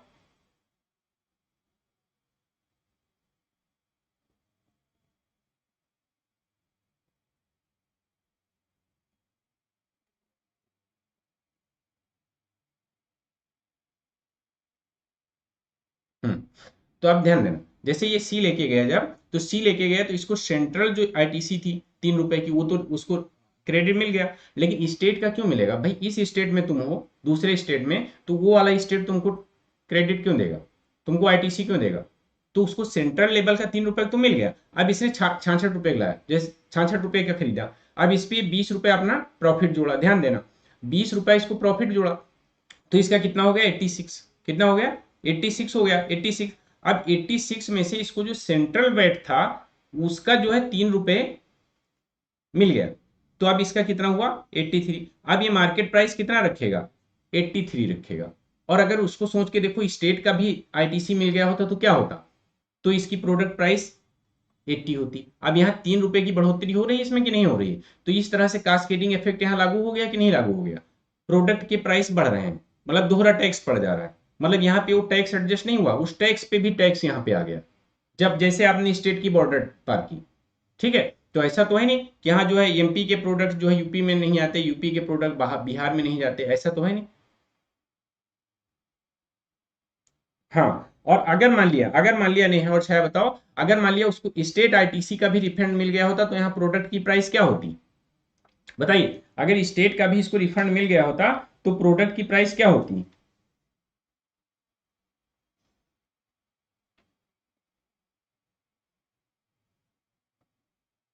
हम्म, प्रोडक्ट की प्राइस क्या होती है यहाँ पे बताइए। अगर ये कास्केडिंग इफेक्ट ना होता तो यहाँ पर प्रोडक्ट की प्राइस सी को कितने में मिलती, 80 रुपए में मिलती। अब इससे जब डी खरीद के ले जाएगा 83 का, ठीक है, तो अब 3 रुपए प्राइस बढ़ी हुई है, अब इस 83 पे टैक्स लगेगा, आगे और बढ़ेगा, 3 रुपए पे भी टैक्स पे टैक्स पड़ेगा। इसके बाद जब कंज्यूमर पर पहुंचेगा तो प्रोडक्ट और महंगा होगा। हाँ छाया बिल्कुल, इसका मतलब दोनों लोग समझ रहे हो। ठीक है, इसका मतलब यही हुआ कि दोनों लोग समझ रहे हो आप लोग। ठीक है, ध्यान से समझ रहे हो। तो इस तरह से कास्केडिंग इफेक्ट ये डालता था। ठीक है, तो ये मतलब मैं जीएसटी आने की पहले की बात कर रहा हूँ, ध्यान देना, जीएसटी आने की पहले की बातें हो रही हैं।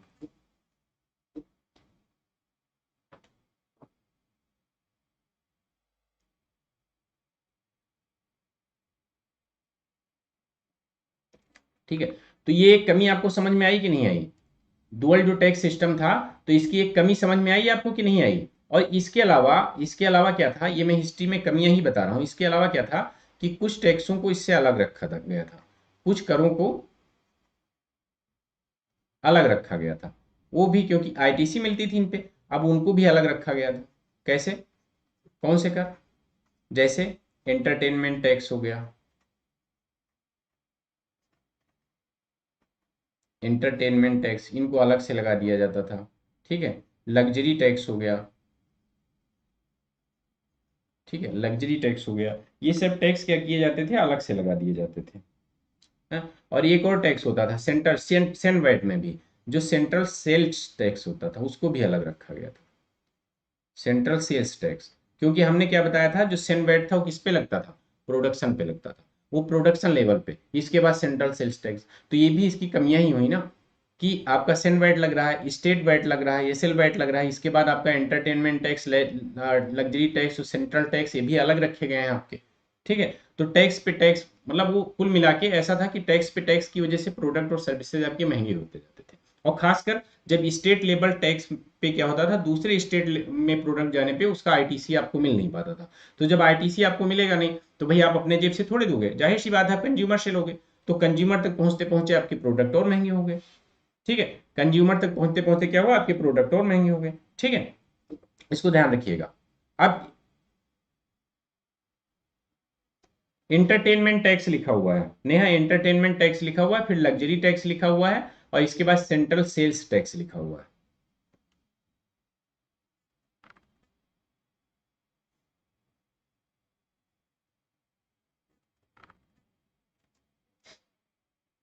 तो अब ये समझ सकते हो जो इतनी सारी कमियां थी, आप चाहो तो इसमें लिख सकते हो कि उपरयुक्त जो कमियां थी, ठीक है, इसमें मैं चेंज कर लेता हूँ पेन आपका, पेन का कलर। हाँ,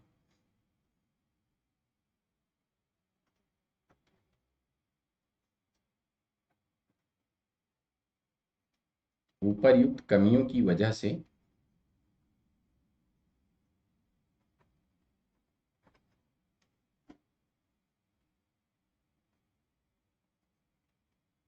भारत में जीएसटी को वन नेशन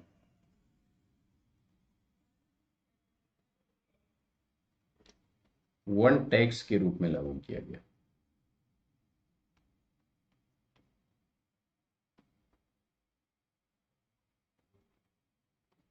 ठीक है, लागू किया गया। ठीक है, उम्मीद है इतना आपको समझ में आया होगा। ठीक है,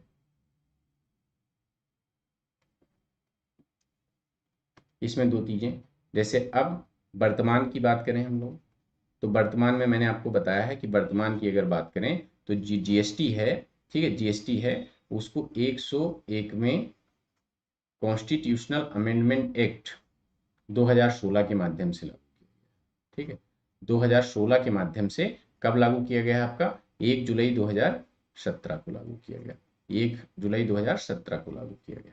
ठीक है, अब ध्यान देना, ये जो जीएसटी है आप कोई बताएंगे? देखो जीएसटी, एक चीज ध्यान रखना, जीएसटी जो है संविधान के आर्टिकल 246 में समवर्ती सूची में रखा गया है। किसमें? समवर्ती सूची, मतलब कॉन्करेंट लिस्ट।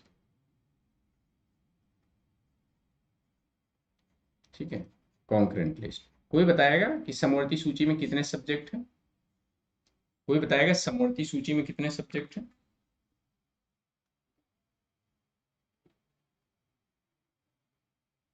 गुड इवनिंग प्रीति, बहुत जल्दी आ गई हो। ठीक है, बहुत जल्दी आ गई, वेलकम। सही है तुम लोगों का। मैं यहाँ अनअकैडमी पे सोच रहा हूँ यूपी स्पेशल पढ़ाने के लिए, एक जो इनिशिएटिव स्टार्ट किया उसमें तो आप लोग आते नहीं हो, यूपी स्पेशल क्या पढ़ाऊँ? पढ़ना ही नहीं आप लोगों को, सिर्फ पोल करना है, पोल खेलो।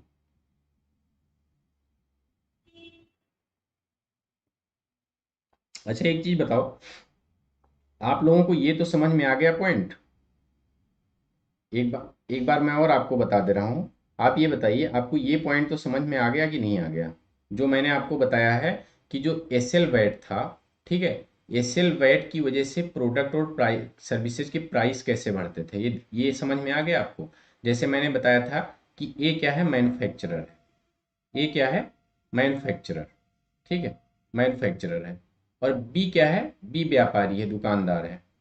ठीक है, और फिर इसके बाद में सी भी मैंने आपको बताया, ये भी व्यापारी है, और फिर डी भी व्यापारी है, और फिर इसके बाद में आता है उपभोक्ता। ठीक है, इसके बाद में आता है उपभोक्ता। अब मैंने यहाँ पे बताया था कि ये स्टेट की बाउंड्री है, ये मैंने आपको बताया था, ये क्या है? ये स्टेट की बाउंड्री है। ठीक है, स्टेट बाउंड्री है। अब मैंने आपको बताया था कि जैसे ये प्रोडक्ट है, इस प्रोडक्ट की कीमत 40 रुपये है। फिर से एक बार समझ लेना अगर नहीं समझ में आया। और इस पे जो है, मान लेते हैं कि सेंट्रल वैट जो है, ठीक से लिख देता हूँ मैं, जो सेन वैट है वो 5% है, और ये लगाया गया इस पे 2 रुपये। ठीक है, और फिर इसके बाद में इस पे एसएल वैट जो है, एसएल वैट को लगाया गया 2 रुपये। तो इस प्रोडक्ट का जो बिल बना, बिल कितने का बना? 44 रुपये का। ठीक है, 44 रुपये का बिल बना। अब ये 44 रुपये का बिल बना के बी ले गया व्यापारी, बी व्यापारी ले गया 44 रुपये का, और 44 रुपये में इसने क्या किया? अपना 20 रुपया प्रॉफिट जोड़ा। ठीक है, 20 रुपया प्रॉफिट जोड़ा, टोटल इसका हो गया 64 रुपया। लेकिन इसने देखा कि गवर्नमेंट इसको 4 रुपया आईटीसी दे रही है। ठीक है, आईटीसी 4 रुपया दे रही है, जो पहले टैक्स दे के आया है वो टैक्स उसको वापस दे रही है। तो इसको 20 रुपया जोड़ने के बाद जो इसकी मूल्य बच रही है वो कितनी बच रही है? 60 रुपया। तो इसने मार्केट प्राइस रखा 60 रुपया। ठीक है, 60 रुपया मार्केट प्राइस रखा। लेकिन तो यहां तक तो ठीक था, लेकिन अब इसके पास सी आया, और सी दूसरे स्टेट से आया है। सी जब दूसरे स्टेट से आया है तो इसने क्या किया इस पे? ठीक है, 3 रुपया का जो है सेंट्रल वैट, ठीक है, सेंट्रल वैट 3 रुपया ऐड किया, 3 रुपया सेंट्रल वैट ऐड किया, और जो स्टेट वैट है वो इसने 3 रुपया ऐड किया, और इसके बाद में 66 रुपये का बिल बनाया और इसको दे दिया।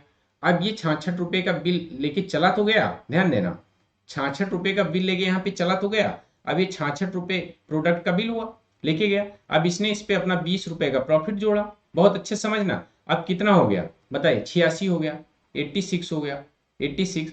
फिर अब 86 में से जो 6 थे ये क्या थे? ये टैक्स था। अब जब ये आईटीसी लेने के लिए बात आई तो इस सेंट्रल का तो चलो ठीक है, इसने जो सी वैट का आईटीसी ले लिया। ठीक है, सी वैट जो था उसका 3 रुपया वाला जो आईटीसी था वो ले लिया, प्रोडक्ट की कास्ट बची 83 रुपए। लेकिन जब 3 रुपया स्टेट वाला था तो स्टेट वाला वो कैसे लेगा? क्योंकि अब तो दूसरे स्टेट में आ गया है, तो भाई उस स्टेट में तुम देके आए हो, ये स्टेट क्यों पे करेगा तुमको?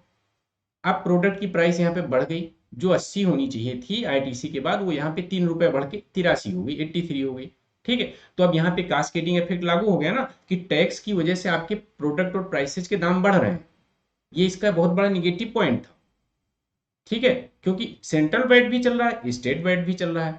तो अब सेंट्रल वैट का तो आप आईटीसी ले रहे हो, क्योंकि और किसी स्टेट में हो, सेंट्रल का तो ले सकते हो आप, लेकिन एक स्टेट दूसरे स्टेट का आईटीसी क्यों देगा? अब यहाँ पे क्या हुआ, दूसरे स्टेट में ले जाने से आपके 3 रुपया प्रोडक्ट के दाम बढ़ गए। अब 3 रुपया तो मैं एग्जाम्पल दे रहा हूँ ना, सोचो इस तरह से बहुत ज्यादा दाम बढ़ते थे। तभी प्रोडक्ट और सर्विसेज के प्राइस एक स्टेट से दूसरे स्टेट पहुंचते पहुंचते बहुत वेरी करते थे। ठीक है, तो ये वन नेशन और वन टैक्स जो है जीएसटी, इसने इसको खत्म कर दिया। अब क्या है, अब आपका जो टैक्स लगता है वो लगता है, वो चाहे जिसके द्वारा लगा हो, आप जो है आराम से जो है उसका आईटीसी रिफंड ले सकते हैं। अब ये कास्केडिंग इफेक्ट नहीं पड़ेगा। ठीक है, कैसे नहीं पड़ेगा इस पे हम लोग बात करेंगे।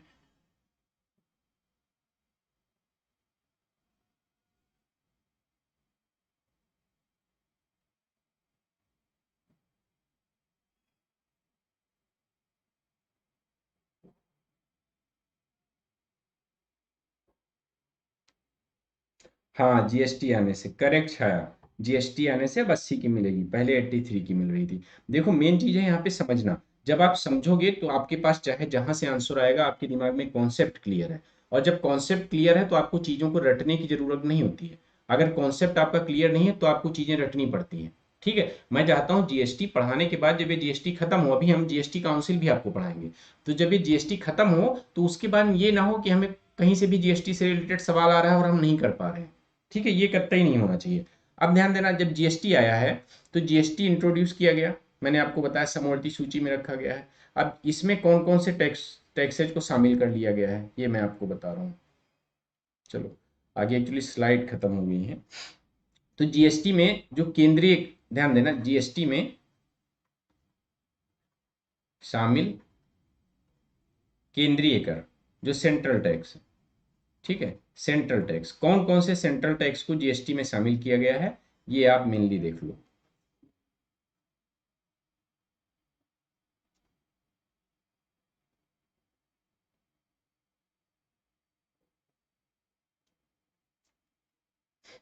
ध्यान देना, सेंट्रल जो एक्साइज ड्यूटी होती थी, ठीक है, सेंट्रल एक्साइज ड्यूटी किस में आ गई, जीएसटी में आ गई। ठीक है, जो आपका सर्विस टैक्स होता था, सर्विस टैक्स किस में आ गया, जीएसटी में आ गया। जो आपका सेंट्रल टैक्स सेल्स टैक्स होता था सेंट्रल, वो भी किस में आ गया, जीएसटी में आ गया। ठीक है, इसके अलावा और लगाया जाता था आपका जो एडिशनल ड्यूटी होती थी कस्टम पे। ठीक है, एडिशनल ड्यूटी ऑन कस्टम,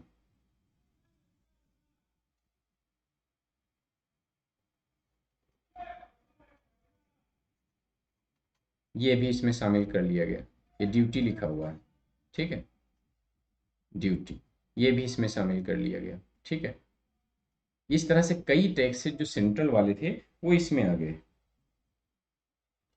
ठीक है, जो एडिशनल एक एक्साइज ड्यूटी लगती थी, ठीक है, एडिशनल एक्साइज ड्यूटी, वो भी इसमें शामिल कर ली गई। ठीक है, जीएसटी में, इतना आप लोग नोट कर लेना। और इसी तरह से अगर हम बात करें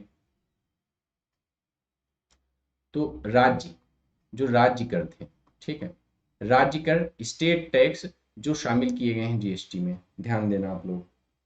ठीक है, जो जी जैसे लग्जरी टैक्स आपका, जो लग्जरी टैक्स था, जो लग्जरी आइटम पे, ठीक है, लगता था, या जो एंटरटेनमेंट टैक्स था, मनोरंजन कर, ठीक है, एंटरटेनमेंट एंटरटेनमेंट टैक्स था। इसके अलावा जो स्टेट सेल्स टैक्स था, ठीक है, राज्य बिक्री कर या स्टेट टैक्स, सेल्स टैक्स जो भी कहिए, ठीक है, ये भी इसमें शामिल कर लिया गया। और इसके अलावा जो एसएल वैट था, ठीक है, जैसे उसमें सेन वैट शामिल कर लिया गया, इसी तरह जो एसएल वैट चल रहा था वो एसएल वैट को भी इसमें शामिल कर लिया गया। इसके अलावा जो टैक्स होता था किस पे, जुआ हुआ खेलने पे, गैम्बलिंग पे, ठीक है, जो गैम्बलिंग पे टैक्स था, गैम्बलिंग पे, टैक्स ऑन गैम्बलिंग, वो भी इसमें शामिल कर लिया गया। ठीक है, इस तरह से जो है टैक्सेस क्या हुए, जो ये कुछ टैक्स हैं जो जीएसटी में शामिल कर लिए। अब बताइए इतने सारे टैक्स लगते थे और उन सारे टैक्सेस को क्या किया गया, जीएसटी में शामिल कर लिया गया। ठीक है, तो अब बताइए वन नेशन वन टैक्स की अवधारणा यहाँ पे लागू हुई कि नहीं हुई? यहाँ पर वन नेशन वन टैक्स की का कॉन्सेप्ट लागू हो गया। तो एक हिसाब से प्रोसेस रिफॉर्म था, प्रक्रिया रिफॉर्म का सुधार कह सकते हैं। लेकिन अभी भी जानते हो टैक्स दो चलते हैं। ठीक है, अभी भी दो टैक्स चलते हैं। कैसे चलते हैं दो टैक्स, ये मैं आपको कल बताऊंगा। जैसे आप ध्यान देना, जो जीएसटी है, जीएसटी दो तरह डुअल है। एक है यस जीएसटी, सी जीएसटी। ठीक है, एक है सी जीएसटी पहला, और दूसरा कौन सा है आपका, दूसरा कौन सा, एस जीएसटी। ठीक है, मतलब स्टेट जीएसटी। ये दो ही हैं। बाकी यूटी जीएसटी भी होती है, लेकिन आप ध्यान देना उसको अलग मत पढ़ा करो। जो यूटी जीएसटी है उसको आप अलग मत पढ़िए। यूटी जीएसटी को आप अलग क्यों नहीं पढ़ेंगे, क्योंकि जो यूटी होती हैं वो भी एक स्टेट की तरह ही होते हैं। ठीक है, जस्ट लाइक स्टेट। तो भाई वो यहाँ स्टेट की बात कर रहे हैं तो हम स्टेट जीएसटी लिख रहे हैं, जब हम यूटी की बात कर रहे होते हैं तो हम यूटी जीएसटी लिखते हैं। बट वो अलग नहीं है, वो एक ही है। तो स्टेट जीएसटी और यूटी जीएसटी एक ही है, बस हम उसको जब यूटी में होता है तो हम यूटी जीएसटी लिखते हैं, स्टेट में तो स्टेट जीएसटी लिखते हैं। स्टेट जो यूटी है वो भी जस्ट लाइक स्टेट, तो उसको भी एस जीएसटी ही कहेंगे। ठीक है, बस उसका नाम वहाँ अलग हो जाता है। तो ये दो ही टैक्स हैं। बाकी जो आई जीएसटी होता है उसको हम बताएंगे, दोनों का कॉम्बिनेशन होता है। सी जीएसटी और आई एस जीएसटी का को मिला के जो है आई जीएसटी बनता है। तो जो डुअलिस्टिक ही टैक्स होते हैं इसको ध्यान रखिएगा। कल इस पे डिटेल में चर्चा करेंगे, इसके बाद हम लोग जीएसटी काउंसिल पढ़ेंगे। ठीक है, किसी को किसी तरह की कोई कंफ्यूजन रह जाए तो पूछ लीजिएगा। चलिए ठीक है, बाकी क्लास आप लोग लाइक कर दीजिए, कमेंट शेयर कर सकते हैं। ठीक है, और इसी स्पीड से जिस हिसाब से आप लोग आ रहे हैं क्लास में, इसी हिसाब से आते रहिए, मेरा मनोबल बढ़ता रहेगा। ठीक है, और फिर मैं आगे की क्लास कंटिन्यू करता भी रहूँगा आपके लिए। ठीक है, धन्यवाद, thank you.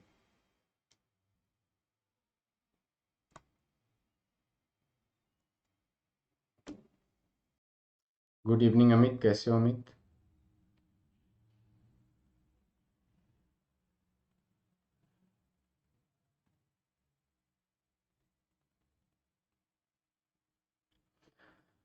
Good evening Amit, Sandhya good evening, कैसे हो? Welcome to the class. मैं के एस मिश्रा आप सभी का स्वागत करता हूँ क्लास में।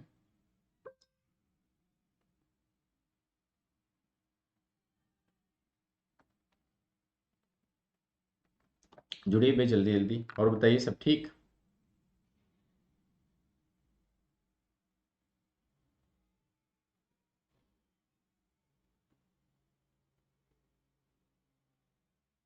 मैं ठीक हूँ एकदम। और सब ठीक है ना? भाई जुड़िए जल्दी जल्दी, आज देखते हैं, आज अगर लाइव में ज़्यादा से ज़्यादा लोग जुड़ते हैं तो ठीक है, अदरवाइज फिर कल से ये क्लास रिकॉर्डेड ही अपलोड करूँगा मैं। तो ध्यान दीजिएगा, आज जो है इसकी 32 नंबर की क्लास है, लेक्चर नंबर 32 है आज।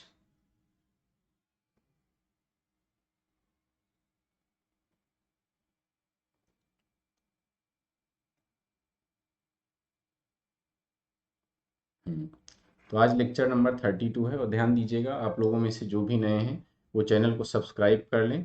और मैं कोशिश करूँगा कि डेली ये क्लास जो है आपकी 7 PM पे चले, डेली लाइव। लाइव या रिकॉर्डेड जो भी हो, वो 7 PM पे डेली क्लास चले। और आप अगर मुझसे जुड़ना चाहते हैं तो @ऑफ इकोनो फेयर, इकोनो फेयर आप लिख के आप कहीं भी मुझसे जुड़ सकते हैं। फिर चाहे जो है आप टेलीग्राम पे सर्च कर लीजिए। ठीक है, चाहे आप टेलीग्राम पे सर्च कर लीजिए और चाहे आप इंस्टाग्राम पे सर्च कर लीजिए। ठीक है, ये सारे लिंक आपको पीडीएफ के लिए, डिस्कशन ग्रुप के लिए, सारे आपको यहाँ चैनल के डिस्क्रिप्शन बॉक्स से भी मिल जाएंगे, आप वहाँ से भी इसको ले सकते हैं। ठीक है, और संध्या क्लास में हो?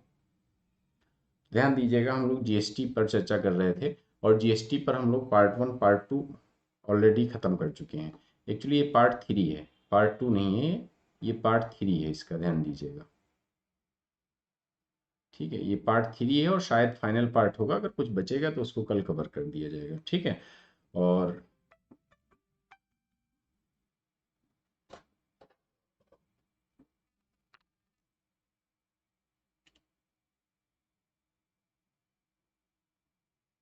हम्म,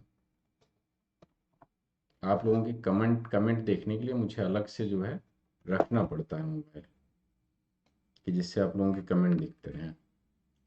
बताइए, आवाज़ क्लियर है? कोई प्रॉब्लम तो नहीं किसी तरह की? किसी तरह की कोई प्रॉब्लम तो नहीं है? आवाज़ क्लियर है ना? अमित रेस्पॉन्ड करिए।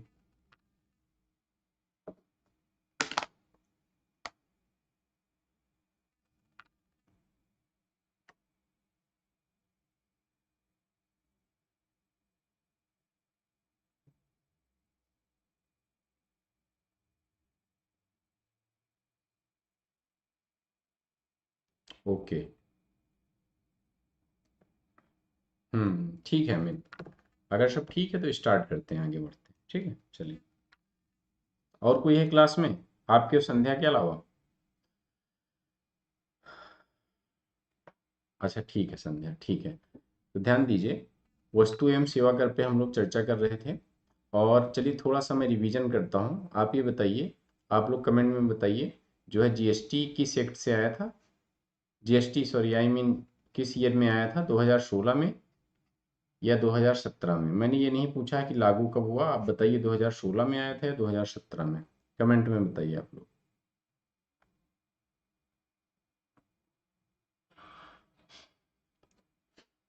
देखो, मैं आपको बता भी चुका हूँ, जीएसटी का सिंपल मतलब है, जीएसटी मतलब वन नेशन वन टैक्स।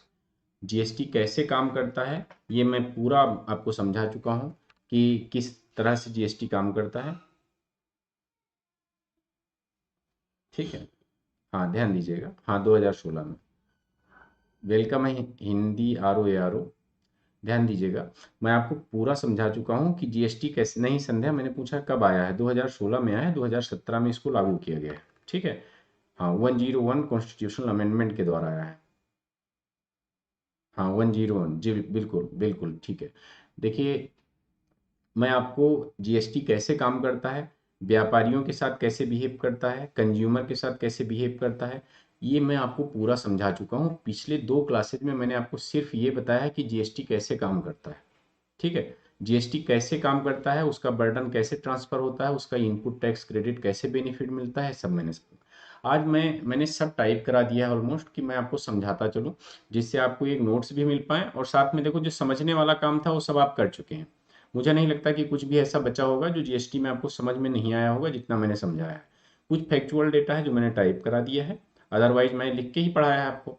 तो जो भी नए लोग हैं वो चैनल को तो सब्सक्राइब कर लें, क्लास को लाइक कर लें, और इसके अलावा क्या करें, वो जो है पीछे की जो इसकी पार्ट 1 पार्ट 2 क्लासेज हैं उसको जरूर देख लें, क्योंकि उसको अगर नहीं देखेंगे तो उनको शायद चीज़ें क्लियर नहीं होंगी कि जीएसटी कैसे काम करता है। हालांकि मैं इसमें थोड़ा बहुत आपको समझाता हुआ चलूंगा। ठीक है, तो आप चलिए आगे बढ़ते हैं। देखिए पहला, इसमें देखिए इंट्रोडक्शन में ये सब मैं आपको पढ़ा चुका हूँ, कोई मतलब नहीं है इसका। ठीक है, सब पढ़ा चुका हूँ कि जीएसटी को 101वें संविधान संशोधन 2016 के माध्यम से पेश किया गया था। GST was introduced through this 101 constitutional amendment act 2016। देश में सबसे बड़े अप्रत्यक्ष कर के सुधारों में से एक है। ठीक है, ये बताओ जीएसटी किस समिति ने जीएसटी की अनुशंसा की थी? जीएसटी को रिकमेंड किसने किया था? किस समिति ने किया था?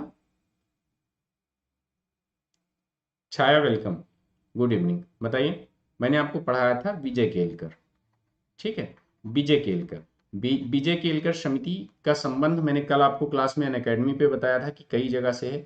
एक तो ये टीआरसी में 2003 में टीआरसी बनी थी। ठीक है, इसके बाद 2013 के बाद में भी, फिर इसके बाद में 2015-16 में, 2015 में ये पीपीपी मॉडल, ठीक है, पब्लिक प्राइवेट पार्टनरशिप मॉडल के लिए भी इनकी समिति बनाई गई थी। ठीक है, तो इस तरह से तीनों चीजें आप याद रखिएगा, जिससे मतलब कभी आपको किसी तरह की कंफ्यूजन ना हो कि कहीं लिखा हो विजय केलकर और दिया हो पीपीपी मॉडल पे, पब्लिक प्राइवेट पार्टनरशिप मॉडल पे समिति, और आप उसको गलत करके आ जाएं कि इसमें कहाँ विजय केलकर थे। ठीक है, तो इस चीज को आप ध्यान रखिएगा। वन नेशन वन टैक्स के नारे के साथ पेश किया गया था, और बिल्कुल वन नेशन वन टैक्स का मतलब है कि बहुत सारे सेंट्रल टैक्स थे जो मैं आपको गिना चुका हूँ, भी आगे भी पढ़ाऊंगा, और स्टेट टैक्स थे, जिसको जैसे स्टेट सेल टैक्स हो गया, सर्विस टैक्स हो गया, स्टेट वैट हो गया, सेंट्रल सेल्स टैक्स हो गया, और सेंट्रल वैट हो गया। इन सबको जो है जैसे मर्ज कर दिया। जैसे मैंने आपको समझाया था दो चीजें आपको बताया था कि एक पहले क्या चलता था, सेन वैट चलता था, यही मैंने बताया था ना, मतलब सेंट्रल वैट। और एक क्या होता था, स्टेट वैट चलता था। ठीक है, स्टेट वैट। तो इन दोनों को अब खत्म कर दिया गया, अब इन दोनों को मर्ज कर दिया गया, ऐसे आप समझ लो, ठीक है। इन दोनों को मर्ज कर दिया गया और इसके साथ में और भी बहुत सारे टैक्स हैं जो इसमें मर्ज कर दिए गए, जैसे सेंट्रल एक्साइज ड्यूटी थी, एडिशनल एक्साइज ड्यूटी थी, वो सब इसमें मर्ज कर दिया गया। एंटरटेनमेंट टैक्स, लग्जरी टैक्स, सारे इसमें मर्ज कर दिए गए, ठीक है। आप लोग कमेंट में बताइए एंटरटेनमेंट टैक्स किसका पार्ट था, मतलब स्टेट वैट का या सेंट्रल वैट का, किसका पार्ट था ये, कमेंट में आप लोग बताइए इस चीज को।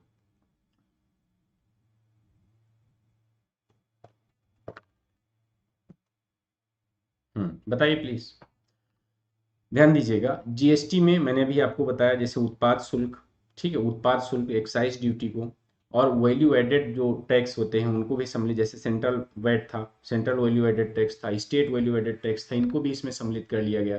सर्विस टैक्स को भी इसमें सम्मिलित किया गया, और जो लग्जरी टैक्स थे, लग्जरी टैक्स को भी सम्मिलित किया गया। इसके अलावा जो एंटरटेनमेंट टैक्स थे उसको भी इसमें सम्मिलित कर किया गया। जो एडिशनल टैक्स ऑन कस्टम थे उसको भी इसमें सम्मिलित किया गया। बहुत सारे जो मतलब एक बहुलता थी करों की वो इसने समाप्त की और वन नेशन वन टैक्स का एक मार्केट विकसित किया, ठीक है। अभी बहुत अच्छे से आगे मैं चीज़ों को आपको समझाने वाला हूँ, ध्यान दीजिएगा। जो भी चीज़ें रह गई थी वो सब यहाँ आपको कवर कर दी जाएंगी, ठीक है। यहाँ पे देखो लिखा हुआ है कि जीएसटी कर के प्रभाव को या कर के भार को कम करता है जो अंतिम उपभोक्ता पर भारित होता है, ठीक है। जैसे मैंने आपको बताया था, ध्यान से समझिएगा, इस सेंटेंस का मतलब समझिए।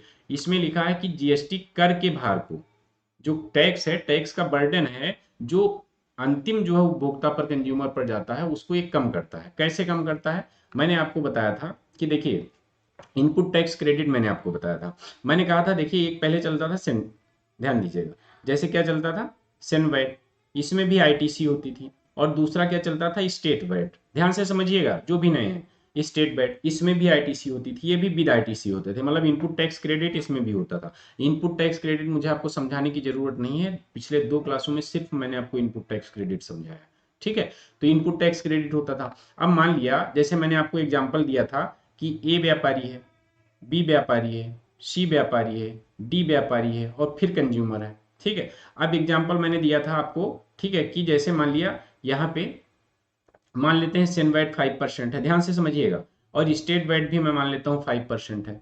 तो मान लिया जैसे प्रोडक्ट की कीमत 40 रुपए है, तो जब 20 के पास खरीदने आएगा तो सेन वैट कितना लगेगा, सेंट्रल वैट 5% का, और जो है स्टेट वैट भी 5% लगेगा। तो टोटल 2 रुपए की इसमें बढ़ोतरी हो जाएगी ना, हो जाएगी ना, 4 रुपए की हो जाएगी, क्यों, 10 रुपए, ठीक है। तो इसमें 4 रुपए की बढ़ोतरी हो जाएगी, +4 हो जाएगा। तो जो ये बिल बनाया गया वो 44 का बनाएगा, 44 रुपए का। अब बी ने इसको 44 का खरीदा, ध्यान दीजिएगा, बी ने इसको क्यों, कैसे वो कैसे बर्डन कम करता है, इसको ध्यान दीजिएगा। 44 रुपए का बनाया, ठीक है। अब 44 रुपए का बनाया तो इस पे अपना 20 रुपए प्रॉफिट ऐड कर लिया, यही मैंने आपको समझाया था। अब ये 64 हो गया। 64 में जब ये आएगा खरीदने के लिए तो ये क्या करेगा बताओ, ये क्या करेगा, इस पे भी टैक्स तो लगाएगा, लेकिन 64 में से इसको 4 रुपीज जो यहाँ पे टैक्स देके आया था वो इसको आईटीसी वापस मिल जाता है, तो ये इसमें से माइनस कर देगा क्योंकि तो इसको वापस मिल गया। तो ये क्रेडिट कितना रखेगा, 60 रुपया रखेगा। अब देखो जिसकी कीमत 64 हो रही थी इसका आईटीसी वापस चला गया जो इसने टैक्स किया था, कीमत 60 रुपया आई, कम हो गई ना कीमत, कीमत कम हो गई। अब जब ये सी खरीदने आएगा तो ये इस पे क्या करेगा, ये 5% सेंट्रल बेड और 5% स्टेट बेड लगा के और इसके बाद दे देता था, तो दे देता था तो इस पे कितना हो जाता था, 6 रुपया बढ़ जाता था। टोटल 66 रुपए का ये लेके चला गया। अब देखो सी ने तो खरीदा 66 रुपए का। अब मान लिया ये उत्तर प्रदेश में थे ई और बी, और ये सी और डी किसमें है, मध्य प्रदेश में है, ध्यान देना, ये उत्तर प्रदेश में है और सी और डी। अब देखो यहाँ स्टेट बॉर्डर क्रॉस हो रही है, कैसे मतलब बर्डन पड़ता था, इसको मैं समझाने की कोशिश कर रहा हूँ। स्टेट बॉर्डर क्रॉस हो रही है, ठीक है। Good evening Shri, good evening, ठीक है। देखना स्टेट बॉर्डर क्रॉस हो रही, अब क्या हुआ, अब ये तो यहाँ पे लेके 66 रुपए का आ गया, 66 रुपए का आ गया, इसने 20 रुपए अपना प्रॉफिट भी जोड़ लिया, कितना हो गया बताइए, 86 हो गया ना, 86 हो गया। अब जब इसकी बात आई कि हम अपना जो टैक्स देके आए उसको हम वापस ले लें, तो सेंट्रल वेट वाला तो, क्योंकि भाई सेंट्रल तो सेंट्रल है, उसके अंदर अंतर्गत सारे स्टेट आते हैं, तो इसने सेंट्रल वेट वाला तो इससे ले लिया, कितना ले लिया, 3 रुपया, 6 रुपया दिया था, 3 रुपया ले लिया, ठीक है। लेकिन स्टेट वेट वाला क्यों देगा भाई, एमपी के हुआ, अब उत्तर प्रदेश क्यों देगा आपको आईटीसी, उत्तर प्रदेश आपको आईटीसी क्यों देगा। तो ऐसे में क्या होता था, सिर्फ इसको एक आईटीसी मिल पाता था और दूसरी आईटीसी नहीं मिल पाता था, तो जो इसकी कीमत 80 रुपए होती थी वो 83 रुपए रह जाती थी। तो ऐसे क्या होता था, अब जो अब जो टैक्स लगेगा जब 20 के पास आएगा तो अब इस पे 10% जोड़ेगा 83 पे। तो अब देखो टैक्स भी कम नहीं हुआ और दूसरी चीज जो है कीमत भी बढ़ी, और दूसरी अब जो टैक्स लगेगा वो 3 रुपीज जो बचे हैं उसमें भी टैक्स पे टैक्स लग जाएगा। ठीक है, तो ऐसे क्या होता था, जो फाइनल कंज्यूमर था यहाँ पे जब प्रोडक्ट पहुंचता था कंज्यूमर के पास तो उसको बढ़ी हुई कीमतों पे मिलता था। ठीक है, बढ़ी हुई कीमतों पे मिलता था। अब ये बर्डन खत्म हो गया। अब ये बर्डन खत्म हो गया, कैसे काम करता है भी हम आपको बताएंगे, क्योंकि अब जब आप स्टेट बॉर्डर क्रॉस करते हैं तब भी आपको पूरा जो है आईटीसी मिलता है। तो आईटीसी मिलता है तो अब जीएसटी आने के बाद अब ये प्रोडक्ट आपको 80 का ही पड़ेगा। ठीक, कैसे काम करता है मैं भी आपको बताता हूँ। हाँ अमित, हाँ बिल्कुल अमित, आईजीएसटी अभी बता रहे हैं। ठीक है, देखो आईजीएसटी कोई, मैंने अच्छा बताओ, मैंने कल आपको बताया था कि दो तरह के जीएसटी को मैंने दो तरह का बताया था ना। फर्स्ट मैंने बताया था आपको कि सीजीएसटी, सेंट्रल जीएसटी, और दूसरा मैंने आपको बताया था यस जीएसटी। ठीक है, यस जीएसटी, स्टेट जीएसटी बताया था ना मैंने। अब ध्यान देना, यही दो होते हैं सिर्फ। आईजीएसटी कोई टर्म नहीं है, मतलब जीएसटी का कोई प्रकार नहीं है आईजीएसटी। आईजीएसटी क्या है अभी मैं आपको समझाता हूँ उसको। ऐसा नहीं कि जीएसटी कितने प्रकार की होती है तो आप कह दोगे आईजीएसटी। जैसे स्टेट जीएसटी क्या होता है, स्टेट जीएसटी के साथ यूटी जीएसटी लिख रहा हो तो यूटी जीएसटी, ध्यान से समझिए जो मैं बता रहा हूँ, यूटी जीएसटी कोई जीएसटी का प्रकार नहीं है भाई। जब वो स्टेट में जाता है, वो भी देखो यूटी भी एज ए स्टेट समझ लो उसको, जब वो स्टेट में जाता है तो उसको स्टेट जीएसटी कहते हैं, जब यूटी में गया तो यूटी जीएसटी कहते हैं, लेकिन वो किसी अलग प्रकार का जीएसटी नहीं है। सेंटर, सेंटर का अलग है, तो सेंटर और स्टेट ही है। लेकिन जहां स्टेट होगा वहां सेंटर और स्टेट लिखा जाएगा, जहां यूटी होगा वहां सेंटर और यूटी लिखा जाएगा। ठीक है, तो ये हैं दो ही प्रकार, यस जीएसटी और यूटी जीएसटी दोनों सेम है। ठीक है, इस चीज को आप ध्यान रखना। हाँ, सी जीएसटी और एस जीएसटी बस। यूटी जीएसटी और आई जीएसटी जैसे कोई मतलब ऐसा नहीं है कि मतलब वो जीएसटी के प्रकार हैं, वो जीएसटी के प्रकार नहीं है। अभी मैं आपको, वीनू गुड इवनिंग, कैसे हो? ठीक है, तो ध्यान देना कि ये एस जीएसटी और सी जीएसटी तो हैं, लेकिन यूटी जीएसटी और आईटी जीएसटी कोई, आई जीएसटी कोई जीएसटी के प्रकार नहीं। वो कैसे काम करते हैं अभी मैं बता रहा हूँ। अब जैसे आई जीएसटी लग गया, अब ध्यान देना, अब जैसे जब यहाँ पे यहाँ की बात आती है तो यहाँ पे जब जीएसटी आ गया तो ध्यान देना अब क्या लगेगा, अब सी जीएसटी लगेगा और एस जीएसटी लगेगा। लेकिन जैसे आप स्टेट बॉर्डर पार करेंगे फिर आपको क्या लगेगा, आई जीएसटी लगेगा। अब क्या लगेगा आपको, आई जीएसटी लगेगा, और आप क्या हो, आराम से जो आईटीसी का बेनिफिट ले लेते हैं। ठीक है, और फिर जो सेंटर होता है वो जो उसका जिस स्टेट में कंज्यूम हो रहा होता प्रोडक्ट ना, उसको उसका शेयर दे देता है। ठीक है, एक चीज ध्यान रखिएगा, जो ये जीएसटी है इसमें जैसे उत्तर प्रदेश से प्रोडक्ट गया मध्य प्रदेश में, ठीक है, तो जो टैक्स बेनिफिट मिलना है, जो शेयर मिलना है टैक्स का, वो उत्तर प्रदेश को नहीं मिलेगा। वो कहाँ प्रोडक्ट बिक रहा है, क्योंकि फाइनल बर्डन किसके ऊपर पड़ रहा है, कंज्यूमर के ऊपर। तो जहां का कंज्यूम कॉन्सेप्ट समझो, जैसे मान लिया एग्जाम्पल में समझ लो, जैसे बीनू है, अब बीनू मान लिया मध्य प्रदेश की है। ठीक है, वैसे है नहीं मध्य प्रदेश की, मान लेते हैं मध्य प्रदेश की है। उत्तर प्रदेश में कोई प्रोडक्ट बना है, अब उत्तर प्रदेश में कोई प्रोडक्ट बना है, उसको एक सप्लायर ले गया और मध्य प्रदेश में बेचा, तो फाइनल बर्डन किसके ऊपर आया टैक्स का, जीएसटी का फाइनल बर्डन बीनू के ऊपर आया ना। तो जीएसटी का अगर फाइनल बर्डन बीनू के ऊपर आया और बीनू कहाँ की रहने वाली है, मध्य प्रदेश की, तो बताओ फाइनल बर्डन मध्य प्रदेश का आया है ना। तो मध्य प्रदेश का है तो जो जीएसटी का जो है टैक्स का बेनिफिट या शेयर मिलना चाहिए वो मध्य प्रदेश को मिलना चाहिए, ना कि उत्तर प्रदेश को। ठीक है, समझ रहे हो ना आप पॉइंट की मैं क्या कहना चाह रहा हूँ। हाँ हाँ, ठीक। तो यही लिखा हुआ है कि जीएसटी जो है वो टैक्स का जो व्यापक प्रभाव था या कर का भार था उसको कम कर देता है, क्योंकि अंतिम उपभोक्ता पर अभी आपने देखा ज्यादा पड़ता था क्योंकि उसको आईटीसी नहीं मिल पाता था। ठीक है, जब सन वैट, यस वैट चलते थे, ठीक है, SL VAT, state level VAT कहते थे। ठीक है, तो उस समय जो है नहीं मिल पाता था। ठीक है, state level VAT, SL VAT कहते थे उसको। बताइए यहां तक समझ में आएगा, इनमें से किसी में कोई कंफ्यूजन है, आगे बढ़े। आशीर्वाद क्रिश, आशीर्वाद,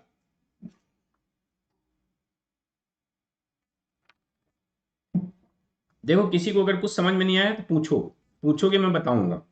ठीक है, आओ आगे आओ। नेक्स्ट देखो, इसमें दिया हुआ है कि उत्पाद शुल्क, सेवा कर, जो सर्विस टैक्स होता था आदि को कवर करने के लिए केंद्रीय जीएसटी है। देखो इसमें मैंने आपको बताया है कि इसमें कुछ टैक्स ऐसे थे जो स्टेट टैक्स थे और कुछ सेंट्रल टैक्स थे, उनको इसमें मर्ज कर दिया गया। जैसे इसमें लिया हुआ है, दिया हुआ है कि सेंट्रल जीएसटी, सेंट्रल जीएसटी क्या कवर करता है, सीजीएसटी में एक्साइज ड्यूटी कवर करता है, सेंट्रल सर्विस टैक्स कवर करता है, इसके अलावा जो है सेंट्रल सेल्स टैक्स, ठीक है, जो सेल्स टैक्स होता था उसको भी जो है कवर करता है। इसके अलावा जो है जो एडिशनल जो है कस्टम ड्यूटी पड़ती थी एडिशनल, ठीक है, वो कस्टम ड्यूटी को भी कवर करता है। मतलब बहुत सारी चीजें ऐसे मैं आपको उस दिन समझा चुका हूँ, कस्टम ड्यूटी को भी कवर करता है, ठीक है। और जब स्टेट में आते हैं तो स्टेट जीएसटी हो गया, ठीक है, कवर कर स्टेट जीएसटी किसको, वैट को कवर करता है, लग्जरी टैक्स को कवर करता है, इसके अलावा एंटरटेनमेंट टैक्स को कवर करता है, ठीक है। अगर आप लोगों को और भी कुछ याद है तो बता सकते हैं, ठीक है, एंटरटेनमेंट टैक्स को कवर करता है, और इसके अलावा स्टेट सेल्स टैक्स को कवर करता है, स्टेट सेल्स टैक्स को कवर करता है। ऐसे ही बहुत सारे टैक्सेज को क्या करता है, जीएसटी कवर करता है, ठीक है। अंतरराष्ट्रीय, नेक्स्ट पॉइंट, अंतरराष्ट्रीय व्यापार को कवर करने के लिए एकीकृत जीएसटी है। भाई देखो, जब आप अंतरराष्ट्रीय व्यापार करते हैं, अंतरराष्ट्रीय व्यापार में जानते हो जैसे लिखा हो यूनिफाइड जीएसटी, तो इंटीग्रेटेड जीएसटी है, ठीक है। इंटर स्टेट ट्रेड जब होता है, ठीक, जब इंटर स्टेट ट्रेड का मतलब समझ रहे हो, जैसे मैंने आपको समझाया इंट्रा स्टेट और इंटर स्टेट का फर्क होता है। इंटर स्टेट ट्रेड का मतलब होता है जब हम एक जगह से दूसरी जगह पे व्यापार कर रहे होते हैं। यहाँ देखो अंतरराज्यीय लिखा हुआ है, अगर हम इसको स्टेट माने तो जब हम यूनिफाइड जीएसटी क्या होता है बताइए, जैसे वैसे स्टेट लगता है, जब हम जो है एक स्टेट से दूसरे स्टेट में जाते हैं तो क्या हो जाता है हमारा आईजीएसटी। अच्छा, आप में से कोई कमेंट में बताए क्या एक्सपोर्ट पे जीएसटी लगता है, क्या एक्सपोर्ट पे जीएसटी लगता है, आप में से कोई बताए मुझे, आप में से कोई भी बताए, ठीक है। तो यहाँ पे क्या होता है, ये यूनिफाइड जीएसटी होगा, जैसे आपने स्टेट का पार किया, बस आपको क्या हो गया, आईजीएसटी लगना, ठीक है, आईजीएसटी लगने। अभी बताएंगे कैसे काम करता है, देखो यहाँ पे लिखा हुआ नीचे, जैसे जो अभी मैंने समझाया आपको कि जो आईजीएसटी है वो एक कर नहीं है, क्योंकि बहुत लोग क्या कहते हैं, जो जीएसटी के प्रकार में लिख देते हैं कि एक सेंट्रल जीएसटी है, सीजीएसटी है, एक एसजीएसटी है, एक आईजीएसटी है, एक यूटीजीएसटी है, वो 4 प्रकार के जीएसटी बता देते हैं, ठीक है। नहीं, ना तो यूटीजीएसटी कोई इसका प्रकार, इसके 2 ही प्रकार हैं, एक सेंट्रल जीएसटी, दूसरा स्टेट और यूटीजीएसटी, ठीक है, ये ध्यान रखिएगा। श्री नहीं पड़ता है, एक्सपोर्ट पे नहीं पड़ेगा। ये बताओ, अगर एक्सपोर्ट पे गवर्नमेंट जीएसटी लगा देगी तो क्या एक्सपोर्ट डिमोरलाइज नहीं होगा? अगर एक्सपोर्ट पे लगा देगी तो देखो, अभी तुमको समझाते हैं, कॉन्सेप्ट अभी समझना, अभी नेक्स्ट स्लाइड में समझाते हैं, ठीक है। अभी देखो, जैसे आईजीएसटी स्वयं एक कर नहीं है, बल्कि राज्य और संघ के करों के समन्वय की एक प्रणाली है, ठीक है। आईजीएसटी कैसे काम करता है आपको बताते हैं कैसे कैसे काम करता है। जैसे ऐसे मान के चलो जैसे ये उत्तर प्रदेश है, ठीक है, और ये मध्य प्रदेश है, ठीक है। अब जब सामान कोई प्रोडक्ट, ठीक है, कोई प्रोडक्ट यहां से यहां जा रहा है, तो यहां जिसने खरीदा है, जैसे ये प्रोडक्ट है, मान लिया ये बी है, तो इसने जब ए से प्रोडक्ट खरीदा था तो टैक्स दिया था ना, तो बी ने तो यहाँ क्लेम ले लिया, बी ने यहाँ आईटीसी का बेनिफिट ले लिया, सीजीएसटी का भी ले लिया, स्टेट जीएसटी का भी लिया, क्योंकि यहाँ स्टेट जो जीएसटी थी वो भी स्टेट में ही लगी थी, और सेंट्रल जीएसटी तो है ही है, तो यहाँ क्लेम ले लिया।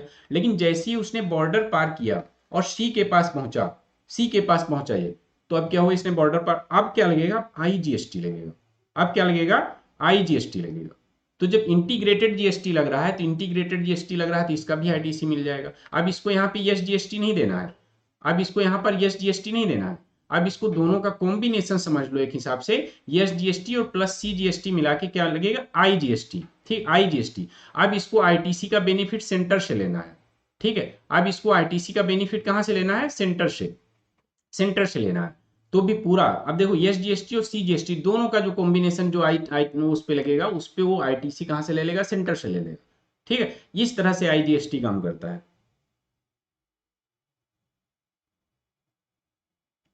वही मैं समझाना चाह रहा हूं, अभी आ रहा था अमित, ठीक है, अमित अभी आ रहा था वहां, ठीक है। हाँ, तो क्या है, अब यहाँ पे ये आईजीएसटी का पहले क्या होता था, जब सेंट्रल वैट और एसएल वैट लगता था, तो उस समय क्या होता था, भाई उत्तर प्रदेश का प्रोडक्ट अगर एमपी में गया है, तो एमपी वाला जो है, उत्तर प्रदेश में जो आप टैक्स दे के आए हैं, वो एमपी वाला क्यों पे करेगा आपको, वो आईटीसी क्यों देगा?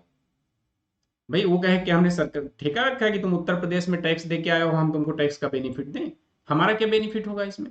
अभी क्या है, अब आईजीएसटी की वजह से अब ये खत्म हो गया। अब आपको स्टेट पे डिपेंड ही नहीं रहना। इससे जानते हो, इससे इंटर स्टेट ट्रेड बताइए फ्रीली हो पाता है कि नहीं होता है? इससे इंटर स्टेट जो ट्रेड है वो बढ़ेगा कि नहीं बढ़ेगा? इससे इंटर स्टेट ट्रेड मतलब एक हिसाब से समझ लो, इसने IGST की वजह से इसने पूरे इंडिया को एक मार्केट बना दिया। पहले ऐसा नहीं होता था, क्योंकि प्रोडक्ट महंगे हो जाते थे और व्यापारी भी काम करने में संकोच इसलिए करते थे क्योंकि जब दूसरे देश में दूसरे स्टेट से वो प्रोडक्ट खरीद के लाते थे तो उनको क्या होता था, उनको ITC का बेनिफिट नहीं मिल पाता था। वो टैक्स पे करके आते थे लेकिन उनको टैक्स का बेनिफिट नहीं मिल पाता था। अभी वो खत्म हो गया। अभी IGST की वजह से क्या हुआ, पूरा जो भारत है वो एक मार्केट बन गया। ठीक है, अगर आप व्यापारी हैं तो आप चाहे उत्तर प्रदेश, कर्नाटक, बिहार, मध्य प्रदेश, छत्तीसगढ़, हरियाणा कहीं भी व्यापार करें, अब आपको वो झंझट नहीं है कि हमें टैक्स का बेनिफिट नहीं मिल पाएगा, या हम हरियाणा में टैक्स दे के आ रहे हैं तो हमको जो उत्तर प्रदेश में प्रोडक्ट लेके आ रहे हैं तो हमें ITC नहीं मिलेगा। ठीक है, तो इससे क्या हो रहा है, पूरा देश एक मार्केट बन गया, पूरे देश को एक मार्केट बना दिया। ठीक, तो बताइए कितना बेनिफिशियल है ये, कितना बेनिफिशियल है ट्रेड के लिए। ठीक है, अब ये व्यापारियों की को इससे कितनी सुविधा हुई। आप बढ़िया सेफ साइड रह के और मतलब व्यापारी आराम से व्यापार कर सकते हैं कि नहीं कर सकते हैं। अब उनकी कोई बाउंडेशन नहीं रही, व्यापारियों की बाउंड्री तोड़ दी, GST ने व्यापारियों की बाउंड्री तोड़ दी। ठीक है, आप प्रोडक्ट को कहीं भी बेचिए। अगर आप उत्तर प्रदेश के व्यापारी हैं तो पहले उत्तर प्रदेश आपके लिए मार्केट था, पूरा भारत आपके लिए मार्केट हो गया। अब आप पूरे भारत में कहीं भी बेचिए।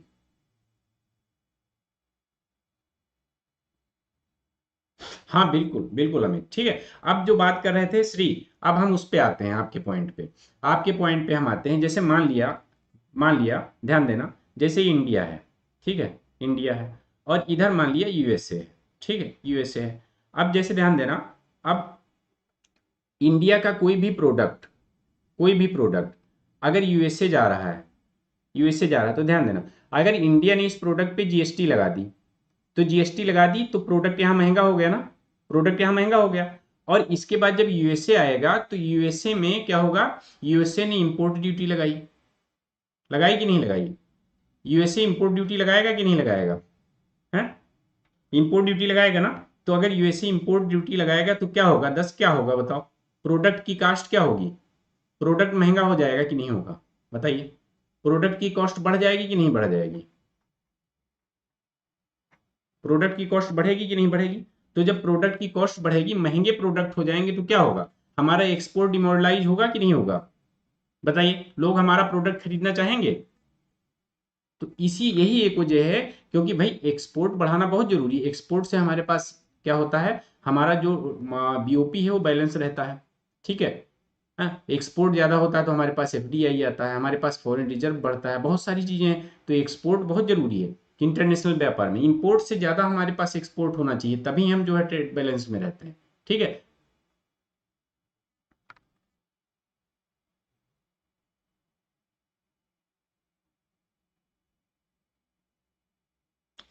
अच्छा एक बात बताओ क्रिश, यही तो मैं आपको समझाना चाह रहा हूँ कि यहाँ पे GST लगा दिया।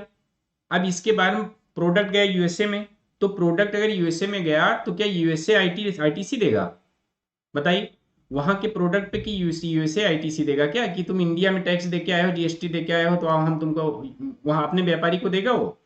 अगर USA का व्यापारी यहाँ से प्रोडक्ट लेके जाता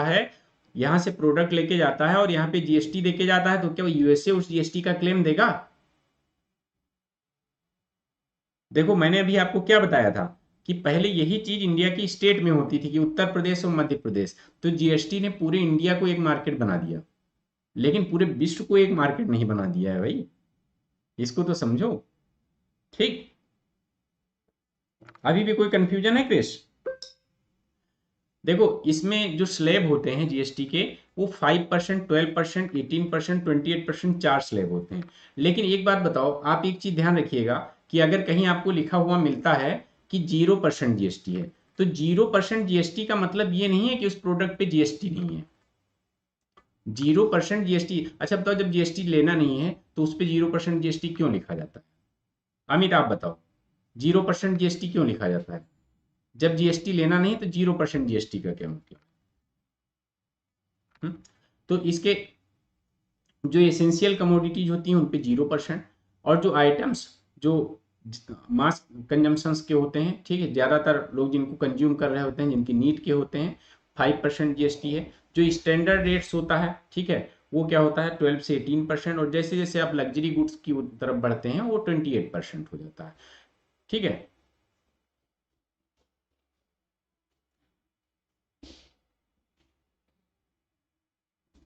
नहीं देखो, दो चीजें, एक तो उसको एनकरेज करने के लिए, दूसरी चीज अमित जानते हो 0% भी आप जीएसटी अगर दोगे तो आप कम से कम गवर्नमेंट को हिसाब तो दे रहे हो, ठीक है। अगर किसी प्रोडक्ट पे जीएसटी नहीं है, लगाया ही नहीं जाता है, तो आपको उसका जीएसटी रिटर्न भरने की जरूरत नहीं है। बट अगर जीएसटी 0% भी लगा है किसी प्रोडक्ट पे तो आपको उसका जीएसटी रिटर्न भरना है। तो इसका मतलब क्या है कि आप गवर्नमेंट को पूरा हिसाब तो दे रहे हो। हम्म? और व्यापारियों को बेनिफिट हुआ, इससे व्यापारियों को क्या हुआ, बेनिफिट हुआ, क्योंकि व्यापारियों को जो पहले टैक्स इनपुट नहीं मिल पाता था, ठीक है, जो टैक्स क्रेडिट नहीं मिल पाता था, वो अब टैक्स क्रेडिट आराम से मिलता है। अब वो अब आप देखो, आप ध्यान देना, इससे सबसे बड़ी चीज जानते हो क्या है, टैक्स चोरी बची। क्या बची, टैक्स चोरी। क्योंकि पहले क्या होता था, उनको जब आईटीसी नहीं मिलती थी तो लोग टैक्स चोरी करते थे। किसी दुकान पर आप सामान लेने जाओ, आप ज्वेलरी भी खरीदने जाओ तो क्या कहते थे, ज्वेलरी खरीदने जाओ तो क्या कहते थे, ज्वेलरी खरीदने जाओ तो कहते थे कच्चा बिल ले लो, भले जो है हमको थोड़ा सा कम दे दो। मतलब वो 400-500 रुपए कम कर देंगे, ठीक है, 400-500 कम कर देंगे, लेकिन क्या कहते थे कि हमसे कच्चा बिल ले लो या बिल मत लो, ठीक है। अब वो नहीं कहेंगे, अब वो आपको बिल देंगे। वो बिल क्यों देंगे, क्योंकि वो जितना भी आपसे ले रहे हैं बर्डन आप पे जा रहा है, उनके ऊपर नहीं पड़ रहा है। वो लेंगे और उसका आईटीसी ले लेंगे, उसका क्रेडिट ले लेंगे गवर्नमेंट से, ठीक है। तो जब उनका कुछ जा नहीं रहा है तो आपको क्यों कच्चा बिल देंगे, क्यों सस्ता प्रोडक्ट देंगे, वो तुरंत देंगे। और दूसरी चीज, अगर आप भी जीएसटी पेयर है, मान लिया आप देखो, जैसे अमित है, अब अमित की इनकम अगर मान लिया 20 लाख के ऊपर है, ठीक है, अमित की इनकम, अब ये जो है जीएसटी पेयर है, इनका जीएसटी है, जीएसटी, अब इनका जीएसटी नंबर है, तो ये अगर दुकान पे भी खरीदने जाएंगे तो अगर दुकानदार इनसे कहेगा भी कि बिल ना लीजिए, जीएसटी पड़ जाएगी आपको, प्रोडक्ट महंगा पड़ जाएगा, तो अमित क्या कहेंगे, तो इससे आपको क्या फर्क पड़ता है, आप मुझे पक्का बिल दीजिए जीएसटी वाला, आप मुझे पक्का जीएसटी वाला बिल दीजिए, क्या फर्क पड़ता है, हम दे देंगे जीएसटी। क्यों दे देंगे अमित, जानते हो इतनी शान से अमित क्यों बोल रहे हैं, क्योंकि अमित को पता है कि हमारा हमारा जीएसटी नंबर है, और जो है जैसे जो हमारा यहाँ से जो है क्या कहते हैं, मतलब हम यहाँ जीएसटी दे रहे हैं वो तो हम क्लेम कर लेंगे ना गवर्नमेंट से, हम दूसरी तरफ बेनिफिट ले लेंगे, तो हमको देने में क्या दिक्कत है। तो इससे क्या हुआ है, टैक्स की चोरी बहुत कम हुई। अभी अभी बात कर रहे हैं श्री, आ रहे हैं, अभी खत्म नहीं हुआ है, ठीक है, खत्म नहीं हुआ है, अभी आ रहे हैं।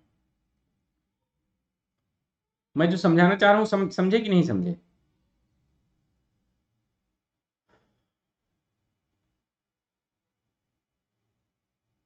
अरे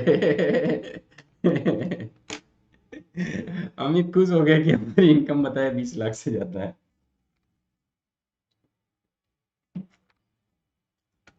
हाँ,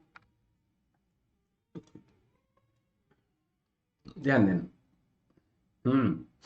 दोहरे कराधान, करों के व्यापक प्रभाव, करों की बहुलता, वर्गीकरण आदि जैसे मुद्दों को कम करने के लिए एक साझा राष्ट्रीय बाजार का निर्माण करना। ये मैं भी आपको बता चुका हूँ कि भाई अब देखो डबल टैक्सेशन नहीं होता है, अभी मैंने समझाया स्टेट टू स्टेट एग्जांपल देके आपको, ठीक है। और जो बहुत सारे कर होते थे, टैक्स होते थे, उनको भी खत्म करके क्या किया गया है, एक एकल बाजार निर्मित किया गया, सिंगल मार्केट। मतलब now India, India is a single market, ठीक है।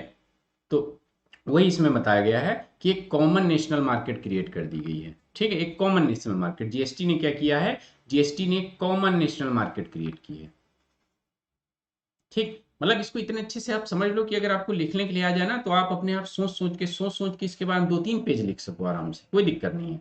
अब देखो यहाँ पे अभी जैसे मैंने बताया, देखो वही बता रहा है कि वस्तु या सेवाओं यानी इनपुट पर खरीद के लिए एक व्यापारी को जो जीएसटी का भुगतान करता है, मतलब एक व्यापारी जो जब वस्तुएं खरीदता है, जैसे मैंने बताया बी व्यापारी ने ए से खरीदा, सी ने बी से खरीदा, डी ने सी से खरीदा, फिर फाइनली कंज्यूमर के पास गया, तो उसको क्या करता है, उसे अंतिम वस्तुओं और सेवाओं की आपूर्ति पर लागू करने के लिए तैयार किया जाता है। फाइनली अगर कोई प्रोडक्ट सी खरीदती हैं तो पीछे ए बी सी डी जितने भी व्यापारी थे उन सबको तो उनको बेनिफिट मिल गया, फाइनली बर्डन सी के ऊपर जाएगा, उसी हिसाब से उसको लागू किया गया है, ठीक है। इसको क्या कहते हैं, इसको इनपुट टैक्स क्रेडिट कहते हैं, ठीक है। सेट ऑफ टैक्स या input tax credit, input tax credit मैं समझा चुका हूं आपको, कोई ऐसा तो नहीं जिसको इनपुट टैक्स क्रेडिट नहीं पता है अभी तक, ठीक है। इस प्रकार जीएसटी कर पर पड़ने वाले व्यापक प्रभाव को कम कर देता है, ये भी मैं आपको बता चुका कि कैसे वो व्यापक प्रभाव को कम करता है। ठीक, किसी को भी कोई कंफ्यूजन हो अभी तो बोल सकता है।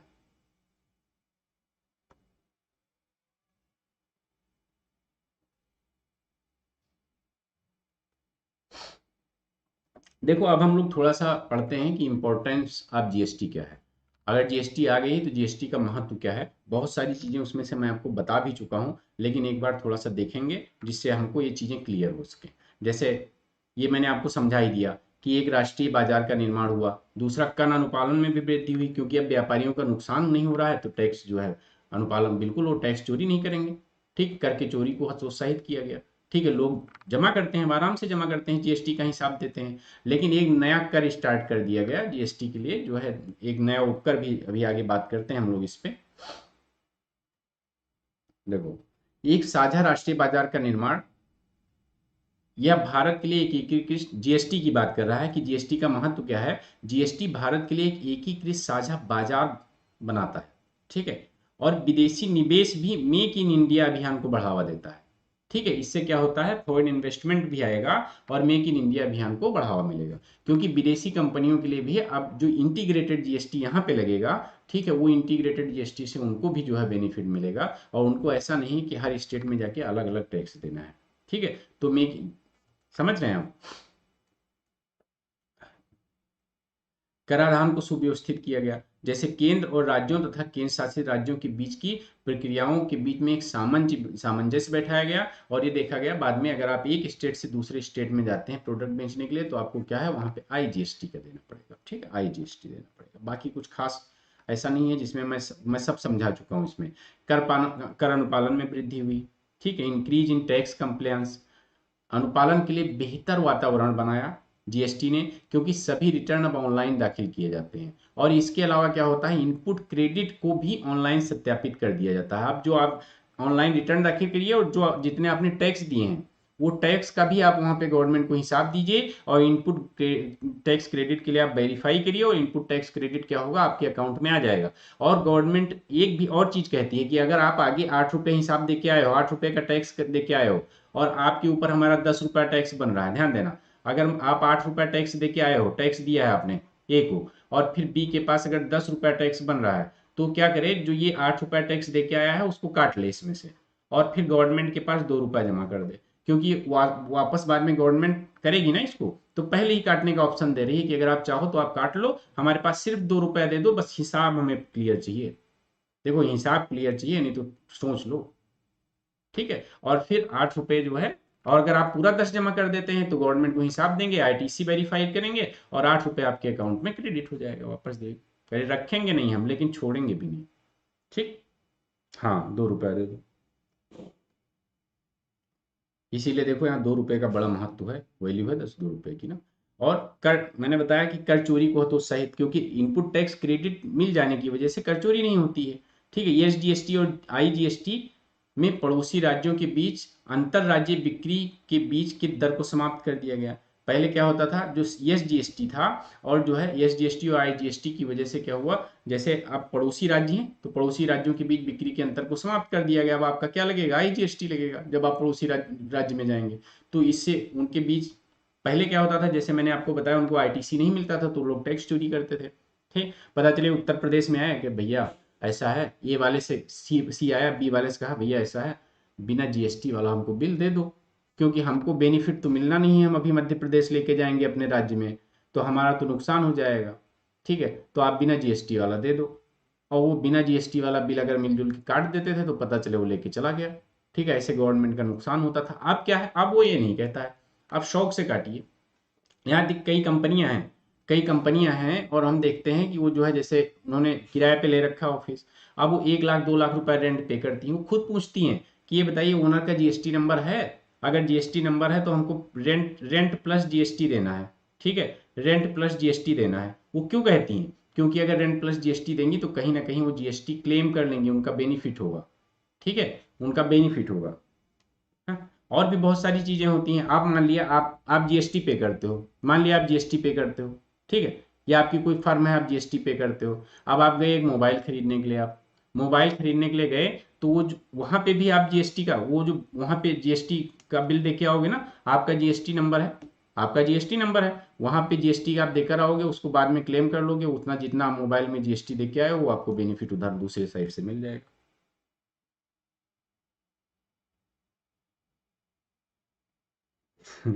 अच्छा, एआरटीओ का नुकसान हुआ है, ठीक है। सही है, सही है।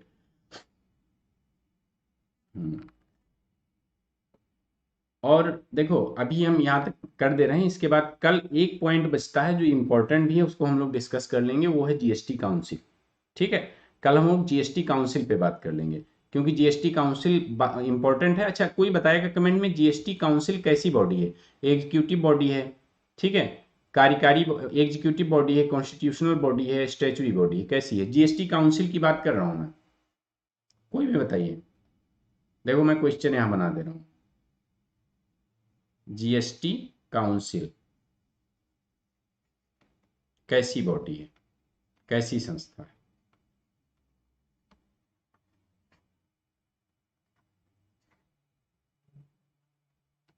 कार्यकारी यानी एग्जीक्यूटिव, वैधानिक यानी स्टैचुरी,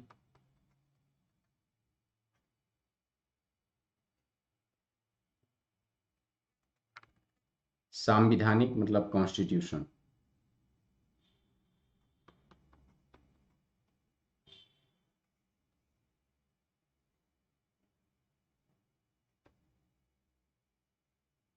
मैंने बनाई है, बताओ। स्टैचुरी, स्टैचुरी है, अच्छा। अमित स्टैचुरी नहीं है, कॉन्स्टिट्यूशनल बॉडी है, ठीक है, कॉन्स्टिट्यूशनल बॉडी है। अभी आगे पढ़ेंगे हम लोग, कल जीएसटी पे डिटेल्ड में डिस्कशन करेंगे। कॉन्स्टिट्यूशनल बॉडी है जीएसटी काउंसिल, ठीक। तो ये ध्यान देना, जो नए उपकर, जैसे मैंने अभी आपको बताया था कि जहां जीएसटी के करों और उपकरों की बहुलता को एक तरफ तो समाप्त कर दिया गया है, इसमें कुछ इसके नकारात्मक पहलुओं की बात कर लेते हैं हम लोग। वहीं पे क्या किया गया है, जैसे जो लग्जरी आइटम्स थे उन पे जो टैक्स को इंक्लूड कर दिया गया है, तो उसकी क्षतिपूर्ति के रूप में एक नई लेवी शुरू कर दी गई है, ठीक है, एक नया उपकर लगा दिया गया है, और बाद में इसको ऑटोमोबाइल तक विस्तृत कर। एक चीज और देना, इसकी इसमें एक और व्यवस्था की गई है जीएसटी कंपेंसेशन की, ठीक है, जीएसटी कंपेंसेशन की व्यवस्था की गई है। जैसे बहुत सारे ऐसे टैक्स थे जो सरकार अब डिसाइड नहीं कर पाती है, तो उसमें सरकार का नुकसान होता है, तो सरकार के नुकसान की पूर्ति के लिए केंद्र सरकार राज्य सरकार को जीएसटी कंपेंसेशन देती है। जैसे 2022 की अगर मैं बात करूं, तो केंद्र सरकार ने राज्य सरकारों को लगभग 17,000 करोड़ का के आसपास का जो है जीएसटी कंपेंसेशन दिया है, ठीक है, राज्य सरकारों को, मतलब सबकी मैं बात कर रहा हूँ, सबको अलग अलग दिया गया है। केंद्र सरकार की राज्यों के साथ साझा किए बिना खुद ही उपकर लगा देती है। ध्यान देना इसमें कि केंद्र सरकार राज्यों के साथ साझा किए बिना खुद के लिए उपकर लगा देती है, ठीक है, और इस उपकर से बेनिफिट राज्यों को नहीं होता है। तो इससे क्या है, इससे राज्यों के नुकसान की भरपाई की गारंटी देते हुए उसने मुआवजे की व्यवस्था की है, मतलब जीएसटी कंपेंसेशन की व्यवस्था की है, ठीक है। तो राज्यों को जीएसटी कंपेंसेशन देता है, लगभग 2022 में 17,000 करोड़ का कंपेंसेशन दिया गया था, ठीक है। यही साबित हुआ कि जीएसटी आर्थिक वादों को पूरा करने में विफल रहा है, इस गारंटी के माध्यम से राजस्व की रक्षा की गई है। छोड़ दो इस पॉइंट को, काट ही दो, ठीक है, इसको काट ही दो, इसको मत पढ़ना, ठीक है, इसको मत पढ़ना, भूल जाओ ये।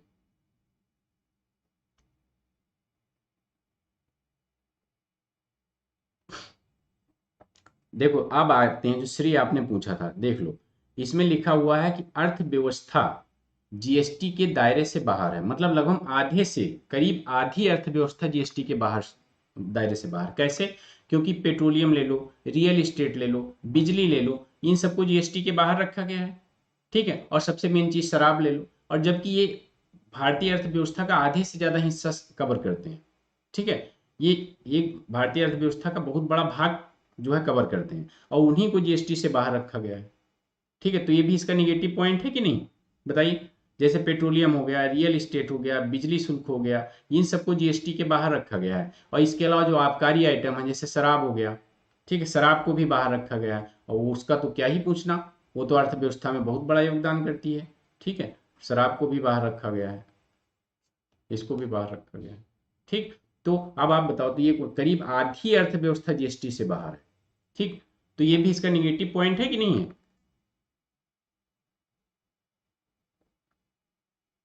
देखो ऐसा है ना कि राज्यों के साथ विचार विमर्श करने में, राज्यों के साथ विचार विमर्श करने पे जब जीएसटी को लेके जो है चीजें नहीं हो पा रही थी, तो कुछ चीजें उसमें एग्जम्प्ट की गई। क्योंकि देखो, पेट्रोलियम हो या जो है इलेक्ट्रिसिटी हो या मतलब शराब हो, इससे क्या होता है, राज्य सरकार को बहुत ज़्यादा बेनिफिट होता है और राज्य सरकारें इसके लिए तैयार नहीं हुई। ठीक है, बट हाँ धीरे धीरे बात चल रही, हो सकता है आने वाले समय में इनको धीरे धीरे करके जीएसटी में इंक्लूड कर दिया जाए। और जब जीएसटी में इंक्लूड कर देंगे तो जीएसटी में भी पेट्रोलियम इंक्लूड हो जाए। अभी देखिए, चलो शराब ना हो, कोई जरूरत नहीं है उसकी, ठीक है, क्योंकि ये सब डीमेरिट गुड्स हैं। ठीक है, डीमेरिट गुड्स हैं, इनके बिना सबके जीवन चल जाता है। कुछ खास लोगों का नहीं चलता है, कुछ खास वर्ग ऐसा है, बाकी सबका चल जाता है, कोई दिक्कत नहीं है। बट हाँ, पेट्रोलियम को, बिजली को, इन सबको अगर जीएसटी के दायरे में ले आएंगे तो ये सब चीज़ें सस्ती हो जाएंगी। ठीक, और टैक्स, और दूसरा इसका निगेटिव पॉइंट क्या है कि टैक्स फाइलिंग, ठीक है, कॉम्प्लेक्सिटी हो गई है एक टैक्स फाइलिंग में। ठीक है, जीएसटी रिटर्न पता चलता है हर 3 महीने पे जाके करना है, हमको हिसाब देना है गवर्नमेंट को। आप ना देना चाहो तो हाँ 1 साल पे भी दे सकते हो, बट हाँ बहुत ज़्यादा कैलकुलेशन हो गया है और आम व्यापारी के लिए ये जो है आसान नहीं होता है समझना, क्योंकि इसमें बहुत सारे टेक्निकल पॉइंट्स होते हैं जो हर व्यापारी के लिए समझने आसान नहीं होते हैं।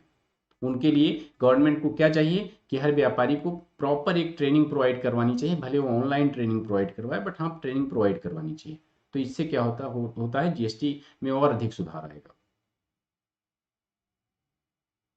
तुमको बड़ी चिंता है श्री। हम्म? और इसके अलावा ध्यान देना, ये भी एक निगेटिव पॉइंट हम लोग लिख सकते हैं कि जीएसटी दरों को युक्ति संगत तो बनाया गया है, लेकिन लगभग 50% आइटम ऐसे हैं जिन पे जो हाई ब्रेकेट में आते हैं, हाई जीएसटी के ब्रेकेट में आते हैं। ठीक है, 18% के ब्रेकेट में आते हैं। जो नॉर्मल भी, जैसे आप लैपटॉप भी खरीदने जाते हो, ठीक है, आप मोबाइल भी खरीदने जाते हो, ठीक है, मोबाइल तो आज की आवश्यकता हो गई है, आज की आवश्यकता हो गई है। बहुत सारी ऐसी चीजें उन पर 18% का लगता है ब्रेकेट में। ठीक है, यहां तक कि देखो दिया हुआ है कि ऑक्सीजन की सांद्रता पर भी 12% का कर लगाया गया और टीकों पर 5% का। ठीक है, तो इस हिसाब से काफी इसके कुछ निगेटिव पॉइंट्स हैं जिसको हम लोग मेंशन कर सकते हैं। ठीक है, आगे आई जीएसटी काउंसिल, और जीएसटी काउंसिल की हम लोग चर्चा करेंगे कल। कल हम लोग जीएसटी काउंसिल पे बात करेंगे। ठीक है,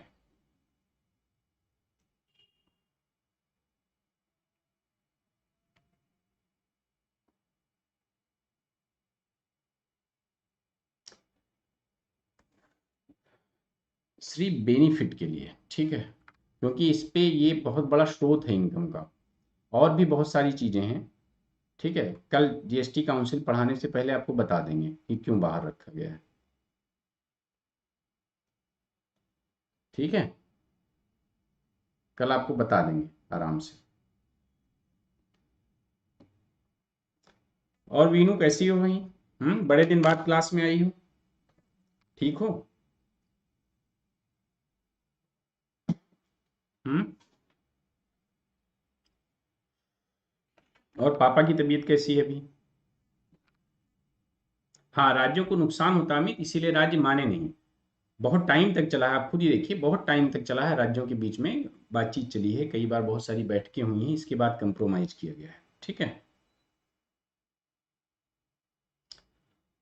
और देखता हूं, मैं कोशिश करूंगा, क्योंकि मुझे लगता है कि क्लास लाइव लेने से कोई फायदा है नहीं, तो इस वजह से मैं कोशिश करूंगा कि अब रिकॉर्डेड क्लास अपलोड करूंगा आप लोगों की। ठीक है,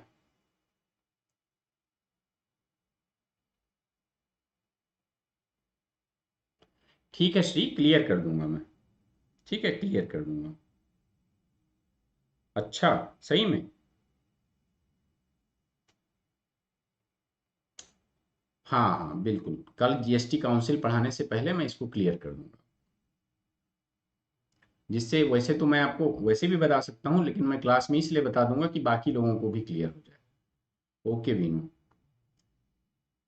चलिए ठीक है, थैंक यू आप सभी को। बाकी आप सभी लोग क्लास को लाइक कर लीजिए, चैनल को सब्सक्राइब कर लीजिए, और बाकी लोगों तक भी, अपने जो पढ़ने वाले लोग हैं हमको शेयर कर दिए। रिश्तेदारों को बिल्कुल भी नहीं करना है, जिनका मतलब हो स्टडीज से उन्हीं को शेयर करना है। ठीक है।